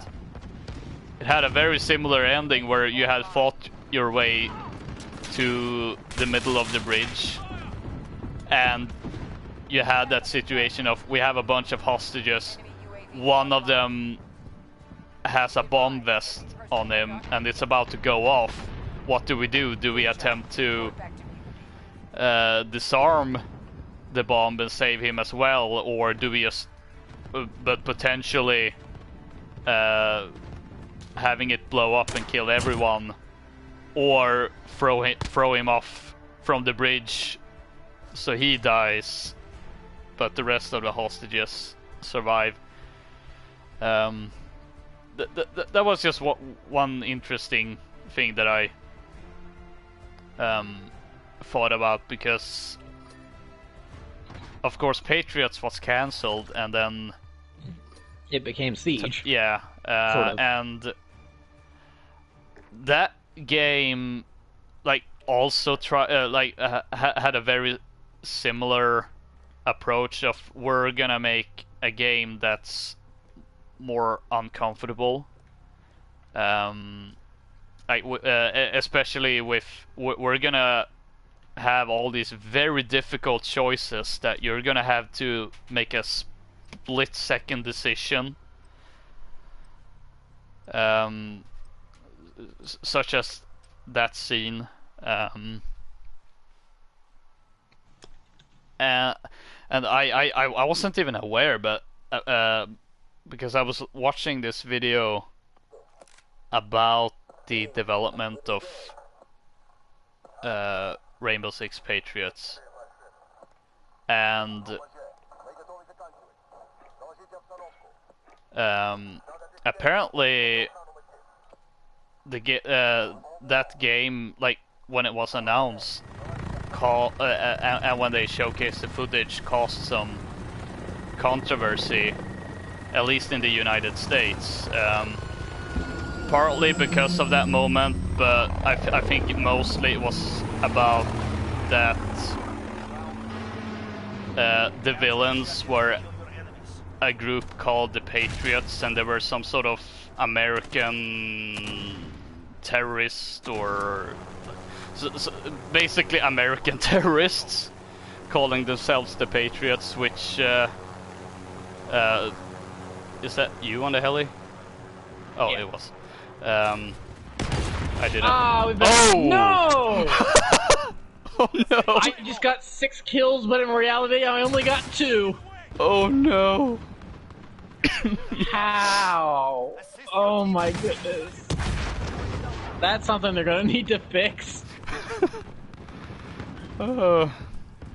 I got first blood with that too. Oh no. Oh boy. How did that look from your end? I just saw the helicopter just explode. I don't know what happened because I launched my missile, we blow up, but then the missile goes on to shoot down the other helicopter. Oh boy. We have taken control. Yeah, there was that bit of controversy which I wasn't aware of, but then again, I don't live in the US, and I don't remember there being controversy around that it was gonna have these like very difficult choices to make that would portray some controversial scenes, and I feel like that was one of the reasons it got cancelled, together with the fact that, if I remember correctly from that video I was watching, the developers were having a feeling of being burnt out because, burnt out of making an FPS campaign, since this was, I don't remember the exact year, but it was around like the last year or two of the previous console generation, so you had a whole bunch of modern military shooters. Ow. So apparently the developers felt some sort of burnout, because they were like, well, we're just making another one of these, aren't we?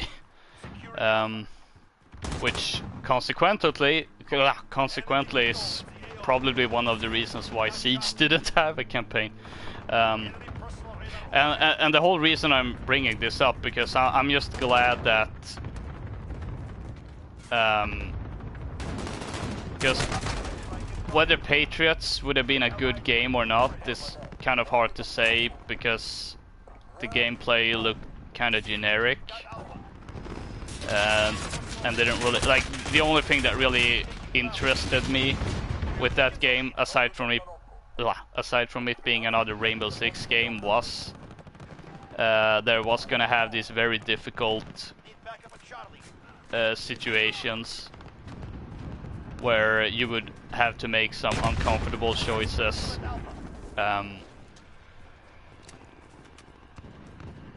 And I feel that was kind of around the time when people started to see video games as an art form, and that it could actually have stories that had like something meaningful to say. Granted, I feel like games have been doing that for a long time, but public perception, of course, has been that, oh, games is just toys essentially. And yeah, because that's the thing that kind of annoys me whenever quote unquote debates or something like that comes up about, you know, like something happens and then people will blame video games and or you know, it's like you're saying, well, there's controversy because, you know, there's an American terrorist group known as the Patriots. It's not really controversial. It's just that some people in power, you know, that are old, of the older generation. You want to shoot him, Loka? Oh, I died. He got me first. Got him. What? How did they all of a sudden get all the flag?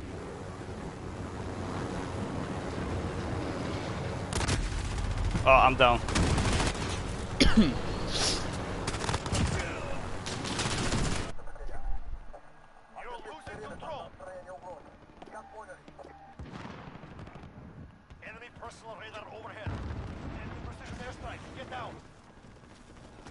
Anyway, you know, they just think that video games are, you know, like you know, it's Nintendo stuff. It's Mario. It's Lego games. It's stuff that's just for kids. The idea of video games as art form is foreign to them, so they can't even think about, you know, it's like, oh, you know, world involving war as a concept. They can't even fathom stuff like that. Yeah. So no wonder they keep railing, because yeah, they probably still think we're in the side scroller age, except for the first person shooters. They don't. A lot they probably don't. Oh my goodness.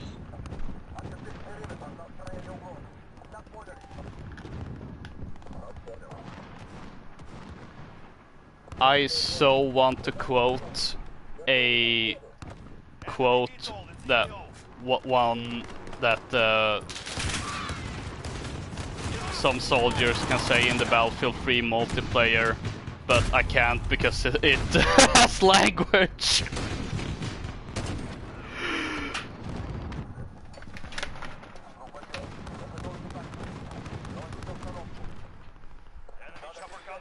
Yeah, as I was saying, with the whole controversy surrounding Patriots, which might have been one of the reasons it got cancelled. I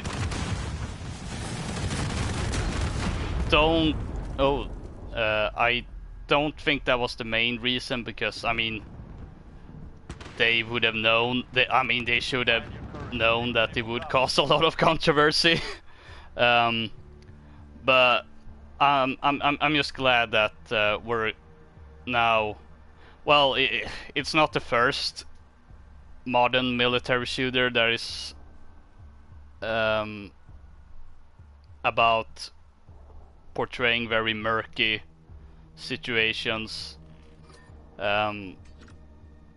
Like we brought up Spec Ops: The Line, even though none of us had played it when we played Modern Warfare Remastered and talked about the reveal for this game. Of course, this one is a lot more high profile, and I'm just glad to see a high profile game tackling a subject matter like that. Because, well,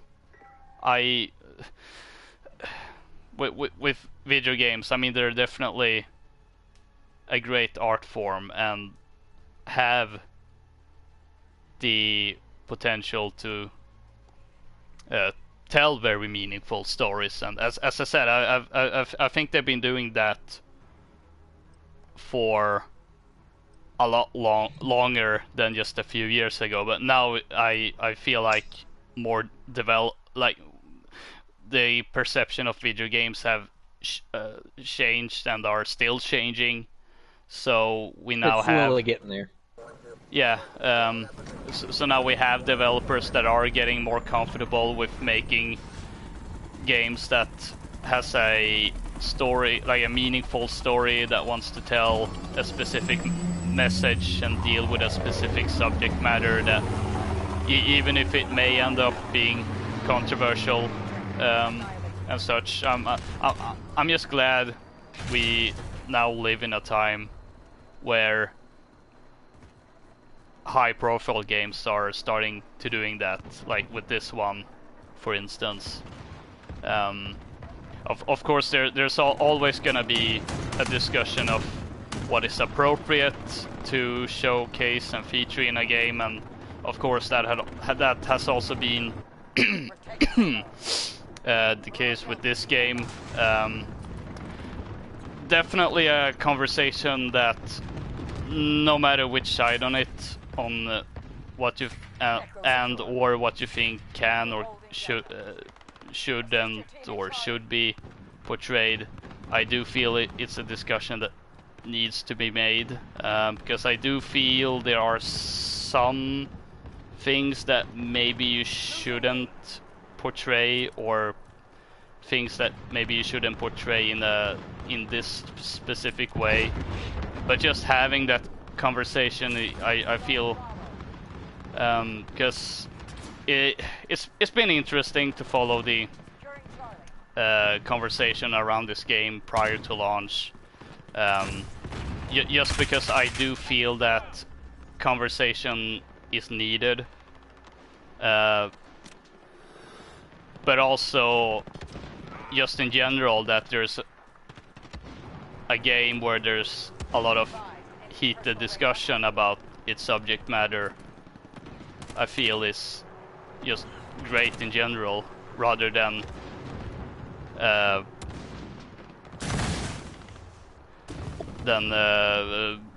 people screaming whether The Last Jedi is a bad movie, or the worst movie ever made, or or the best thing ever made since sliced bread. It's just great to have that there's an actual interesting conversation about the game, rather than just, oh, this game. I've gotten 3 kills and all 3 of them were from parachuters. Nice. Rather than just all these dumb discussions about different media that just makes me want to blow my brains out at times, like with the one movie I just mentioned. We're on Bravo. Stand by. Got Alpha. Enemy UAV online. Woo, getting lots of kills. Basically a very long-winded... Oh, now we've got DEFCON. Oh boy. Basically just a long-winded way for me of saying I'm happy that this game has tackled this this very topic, and it also seems to have succeeded based on our discussion about the campaign with the specific scenes we brought up. I'm just happy that we had this all. Are we even? Yeah, we are in the same match. Allied cluster strike inbound. We're on Alpha. I don't think we're in the same squad though. Friendly UAV on station. I just noticed. But I can spawn on you. Yeah, I see you. I don't see you in my squad, but yeah, you're Yeah. there. Weird. Oh well. Friendly UAV on station.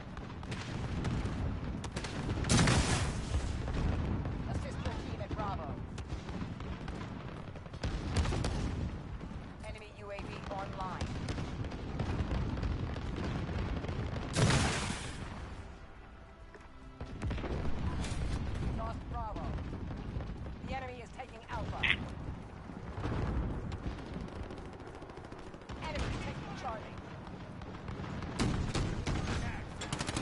And with that, I guess that closes out the discussion of our campaign, because I think we've covered everything we can about it without going into spoilers. Yeah, without going into full spoilers. So I'm happy about this, both the game and this discussion.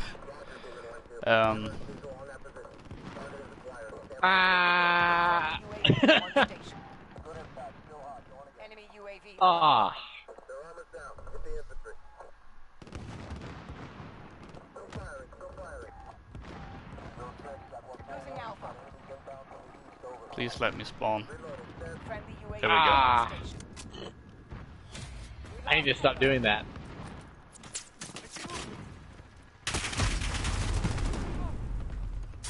I see movement.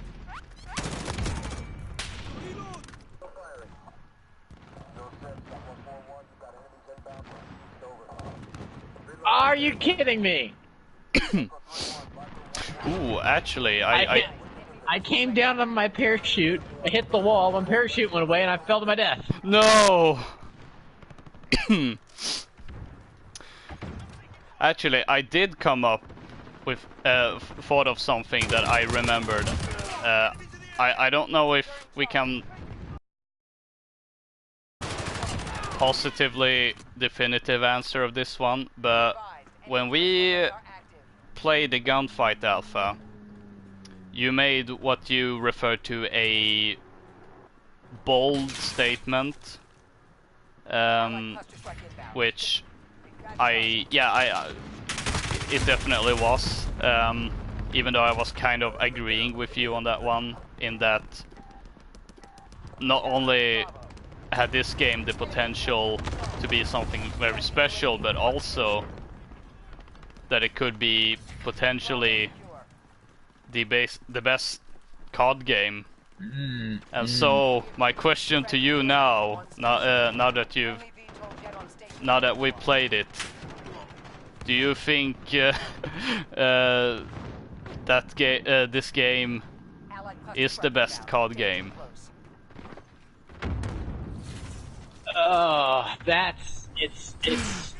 It's hard. It's up near the top for sure. I can already say that just based on the experience I've had. It's definitely one of the better Call of Duties to ever come out, let alone recently. Yeah. See, because the campaign is so obviously the first chapter of a 2 or 3 or more story thing. I hesitate to cut out. I think it may be the best design of the Modern Warfare campaigns, between the house clearing missions and then other changes up in the gameplay, and then just the design of the levels and everything. I feel like it may be one of the better designed games, but in terms of overall story, I still like Modern Warfare 2 better. In terms of the hello, kill streak. Oh, we're doing another tank flip. Oh no! Get out! Ah! I was already dead. Okay. I got stuck. I had to get out. Anyway, I feel like because that's a complaint I have about. But thinking about this story as a standalone story, obviously I don't think it's meant to be that way, and it will end up growing into more, because we're gonna get more from it, presumably, in the future in more games. But just looking at it as its own story, complaint still stands. It just kind of ends. I don't like that. It just kind of feels like it ends. Yeah. Another problem I have is that. Okay. Did you? Yep. I was about to hack that, and it would have been fine, but no, you had to run up the stairs. And there's also a couple other things I've got problems with in terms of the story.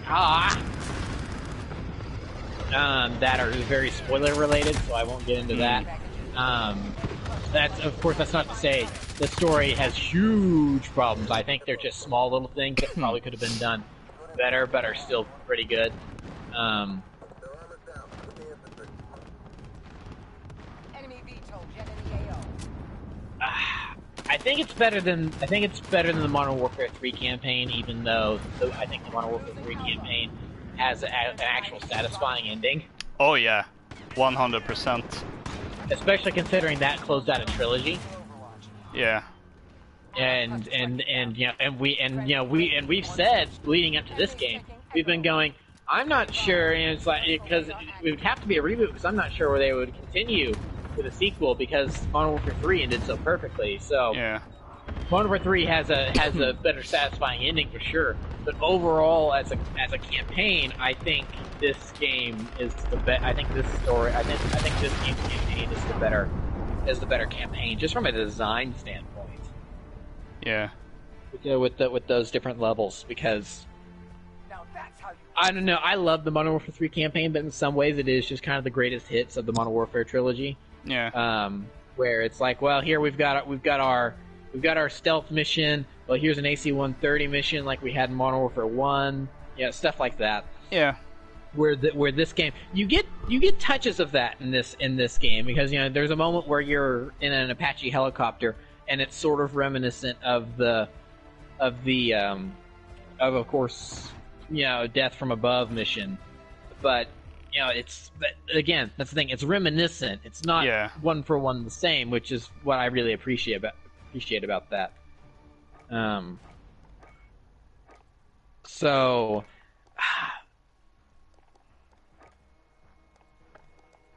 Call of Duty 4's campaign has always been my least favorite of the three. But that, of course, that's not saying that it's bad by any stretch of the imagination either. It's a great campaign. But even then, and the reason I've always said that is because the first game just kind of feels somewhat disconnected from the other two, because Modern Warfare 2 and 3 are one story, split up between two different games. Where, to me, it's kind of a Star Wars original trilogy, Pirates of the Caribbean trilogy type thing, where the first movie is very much its own enclosed story, and if we were to never get that franchise, we would have had that one open and closed story without and with the exception of the fact that Vader escapes at the end of A New Hope, A New Hope ends, that could be the end of it right there, right? I mean, that could have been the only Star Wars we ever got. That's a sad parallel universe I don't even want to think about, where that was the only Star Wars we ever got. And then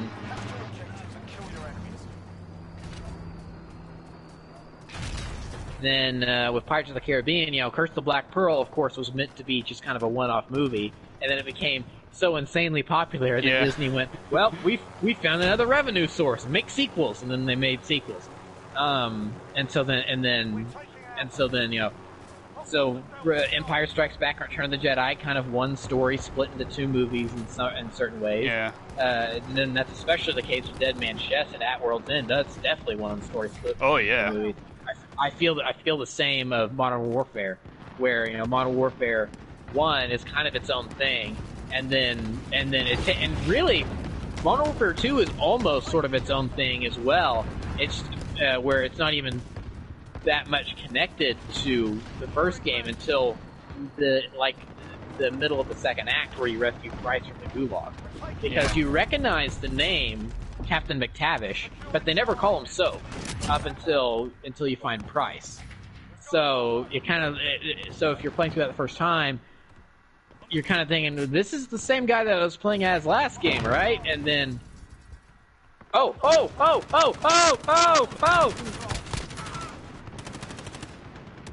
Okay, we're good.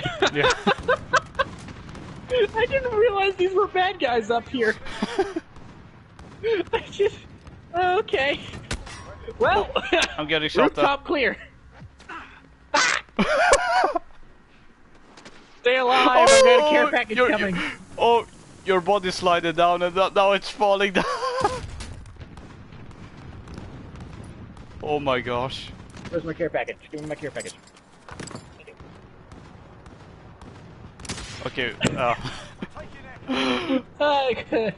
So yeah, Modern Warfare 2 and 3 are definitely one story compared to the first, and it just kind of sort of feels disconnected a little bit, and honestly, it almost has room to be completely disconnected until you get the Yuri flashback in Modern Warfare 3, and then that really is what connects it all together.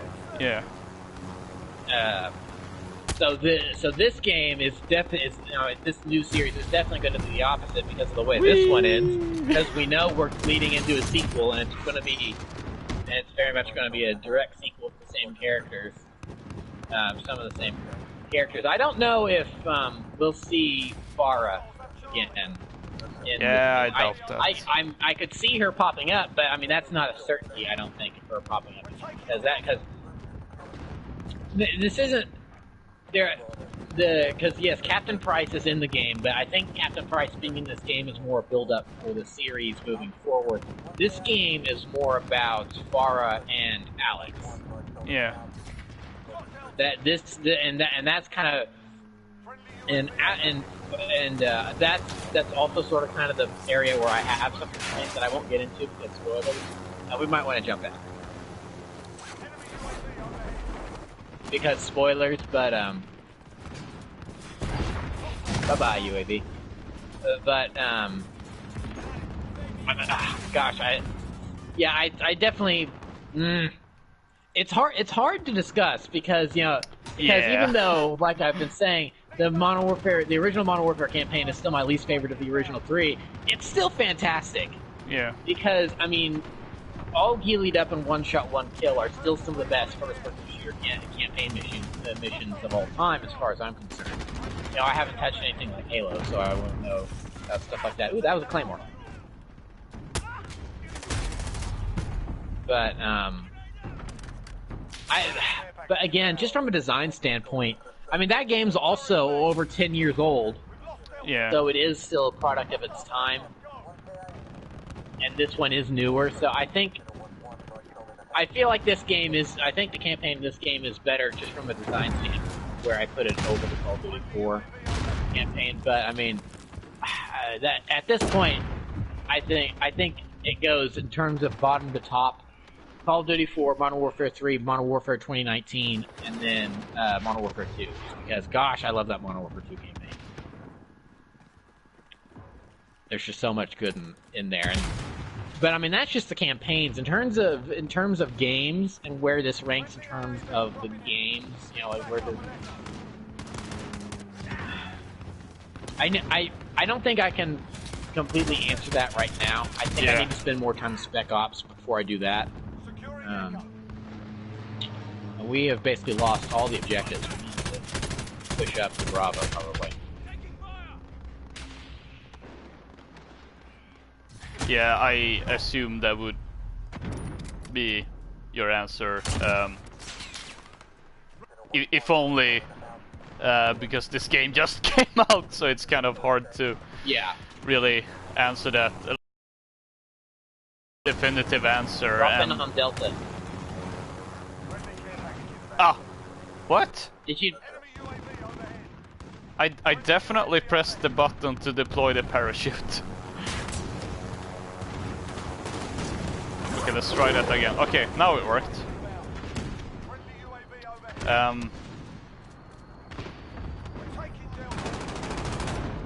Yeah, I'm definitely in the same boat of this is definitely one of the greater CODs, especially in recent years. I don't know if this is the best COD. That's a bit tricky for me to say right now. But as I thought about it,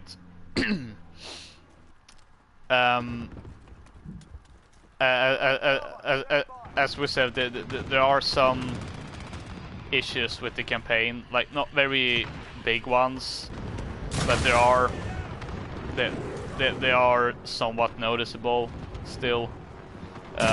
But again, no spoilers.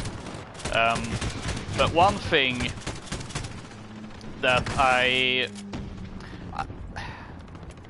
can't really decide if this is something I should critique the game for, because when comparing this reboot to the up in the building, Loka, behind you, and I'm you figured dead. that out. Yep. Like when comparing this to the original trilogy, which on one hand I feel like, well, I really should look at this on its own legs, but at the same time it's really hard to not draw comparisons to the original games, considering it is a reboot after all. But I think one of the things that is really noticeable, at least for me in this game, is that it doesn't have at least one moment that is completely jaw-dropping and when the goosebumps just shoot up immediately. Because I would say at least Modern Warfare 1 and 2 had at the very least one such moment. Like, for me, I would say with COD 4 it was definitely the nuke scene. Because that's a big one. Because it wasn't really something you expected, because you're like, oh, well, I mean, of course we're gonna make it out. We're the good guys, and we just did like a good thing, saving this down Cobra pilot, and off the nuke we're all goes. dead anyway. Yeah, and not only that, but then having to crawl out of the helicopter and just walking around, and then and the thing is, that moment was already so good, and then the remaster made it better. Yeah, exactly. One of the many ways in how great of a remaster that was. Oh, it was brilliant. Modern Warfare 2 definitely had a few. The one that sticks out the most to me, and I don't really know American buildings that well, but that moment when you're in that underground bunker and you're getting out to the trenches, and then from the trenches, like with the music and the building you're charging and how the scenery looks, that was also one of those moments where I just, like, my jaw dropped and like goosebumps just I felt a lot of goosebumps because of, well, everything about that scene. And then there's of course that's one of those others. That's one of those big. The music really helps make this. Yeah, definitely. Because I mean, that's the thing. Because usually, whenever you start a level, you get alright. Here's the time. Here's the place. Here's everything that's going on. You know, here's the person you're playing as. You get all that.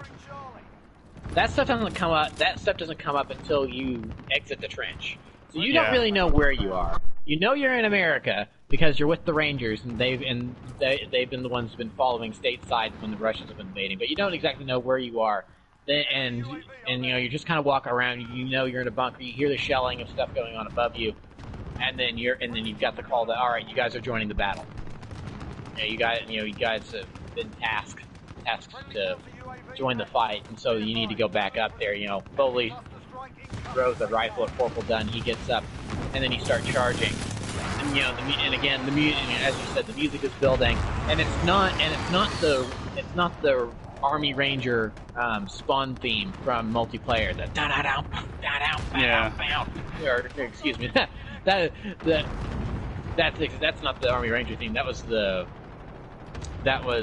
Op 4. Yeah, but you get what I'm saying. It's like, it's not the super triumphant, oh yeah, let's do this, music. It's very sorrowful. It's mournful. Yeah. And then you finally come up the rest of the stairs, or out of the. I'm on stairs right now. That's why I said that. Yeah. and then you come up. You come up out of the bunker, and then you realize, Oh. Oh. Where in D.C.? That's the Washington Monument. The Capitol building's over there. You know, it's like, oh my gosh, this is crazy. And then you have to go throughout D.C. and it's like that's such a good mission. Yeah. So I mean, yeah, that's a big Goosebumps mission. But I feel like a Goosebumps moment from this one is again the embassy. That's a big Oh one yeah, for me, that's true. Just because it's like, oh my gosh, we're doing Benghazi, and of course that's very much related to my Americanism. Yeah. But then another one I think was the escape from the house, and you get one of those fan servicey moments where the helicopter's fired missiles and the roof falls on you and Price throws it off, and he is like, I like the kind of ongoing thing about from Price in this game where he says, "Are you broken, soldier?" And then, it's like, I can see that becoming a thing between the two of them.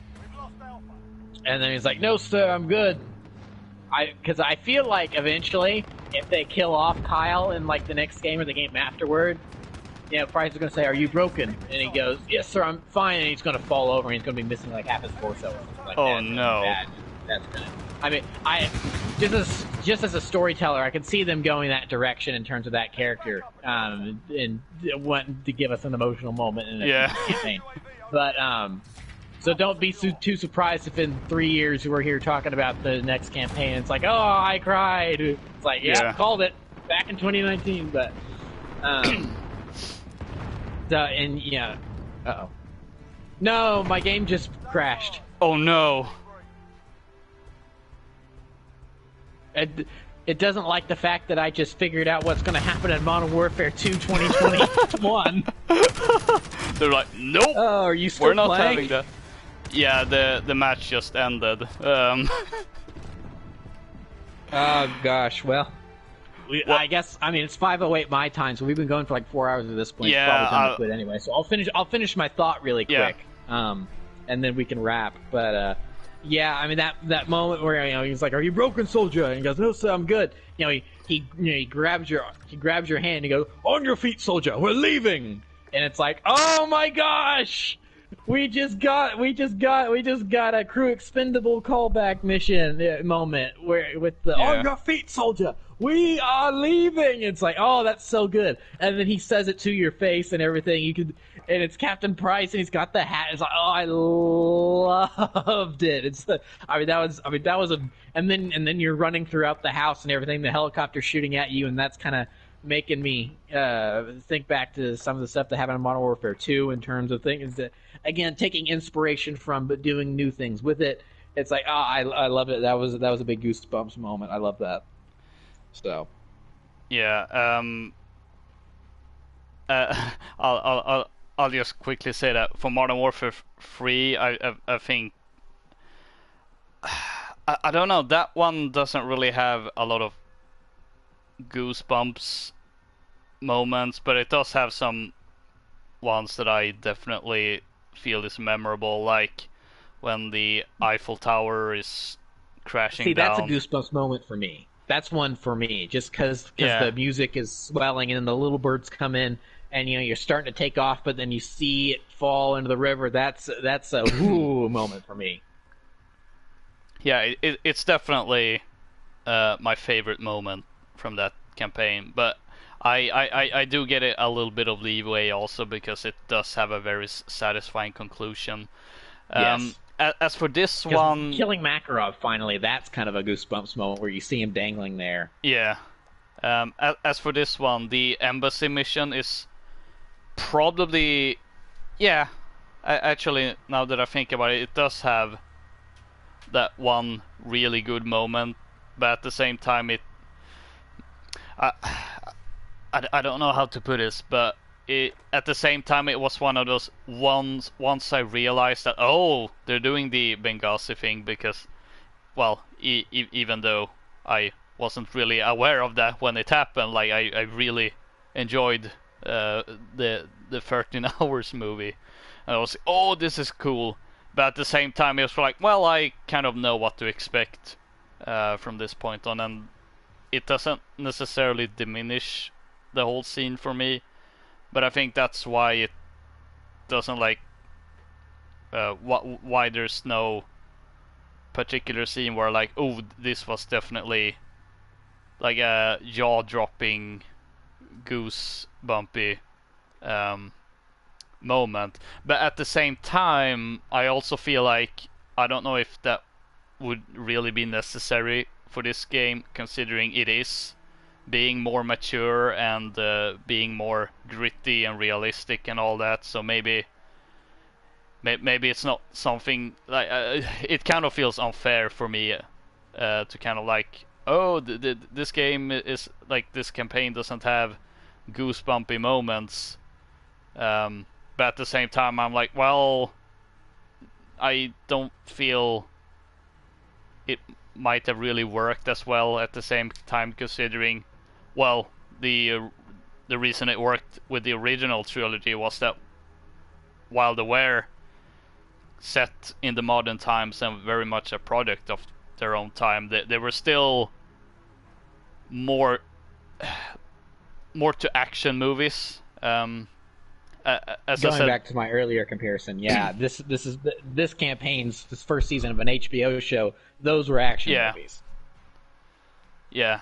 So yeah, but then again, as I've also said, this game just came out. I'm definitely going to replay this campaign a couple of times. I'll definitely play more of the multiplayer, and also I'll have to check out the Spec Ops mode, because after all, I feel like we need to set aside a time to maybe do that off recording or something, just so we can experience it and kind of collect our thoughts on that. Yeah, that too.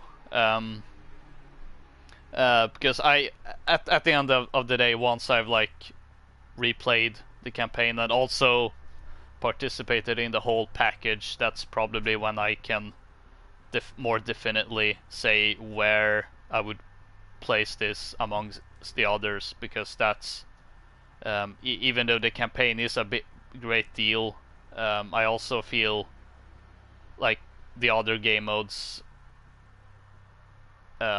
also dictate, because at least for now, yeah, you have to look at the whole package. Yeah, exactly, because at least for now, the original Modern Warfare is probably still my favorite, and that is because A, I love the campaign, and B, I really, really love the multiplayer. It's so good. Yeah, so yeah, we'll have to see, but yeah, that's we'll close out the Modern Warfare 2019 discussion for now, and it's been a blast playing this. Not really a surprise, considering I really I just enjoyed the mechanics even in the gunfight alpha, and the beta just solidified that. And with the full game, I've definitely had more fun with ground war than I had with the beta. It feels more controlled. so it's good that it feels better. I'm like, yeah, I can see myself playing quite a lot of that actually. But anyway, yeah, it's finally time to wrap up. Now, as for the foreseeable future, I do have something resembling a roadmap for what I'm going to play for, well, as I said, the foreseeable future.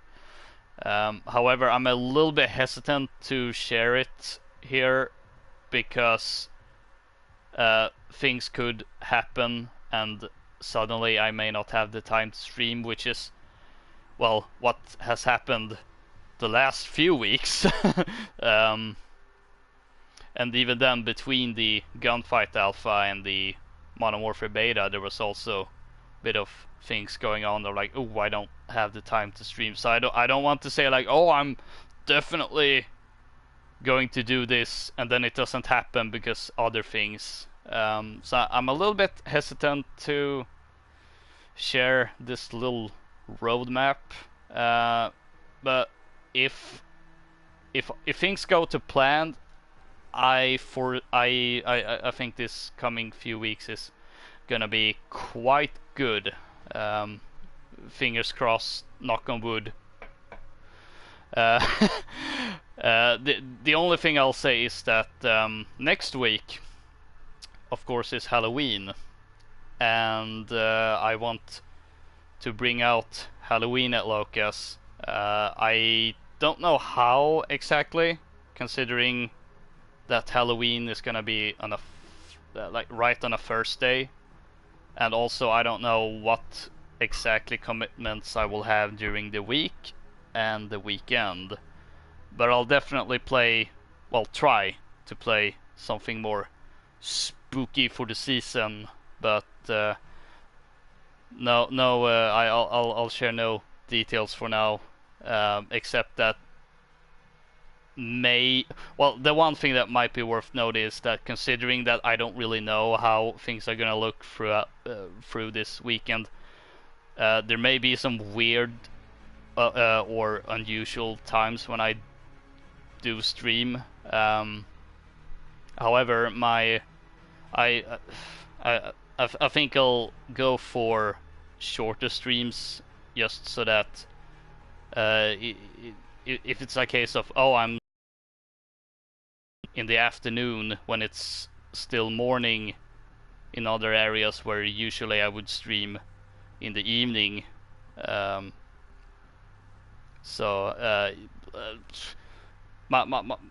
plan is basically to have a few shorter streams with some spooky theme to it, but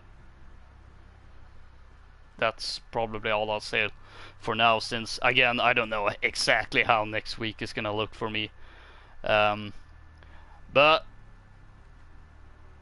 at the very least, video production will be more on a regular schedule, so that's at least something to potentially look forward to. Anyway, I don't know if you want to plug anything, but if you want to plug anything, now's your chance. I've plugged plenty of stuff on your channel. I'm sure anyone watching is familiar with my stuff. So yeah, I assume so, but I still want to check. Yeah, so don't forget to rate, comment, subscribe, all that great stuff. You can also follow me on Twitter at LokaCola. A link will be in the a link is actually in the description down below, I think, unless I've forgotten about it. And until next time. Yes, Bravo 6 going dark. I can't believe I didn't think of that.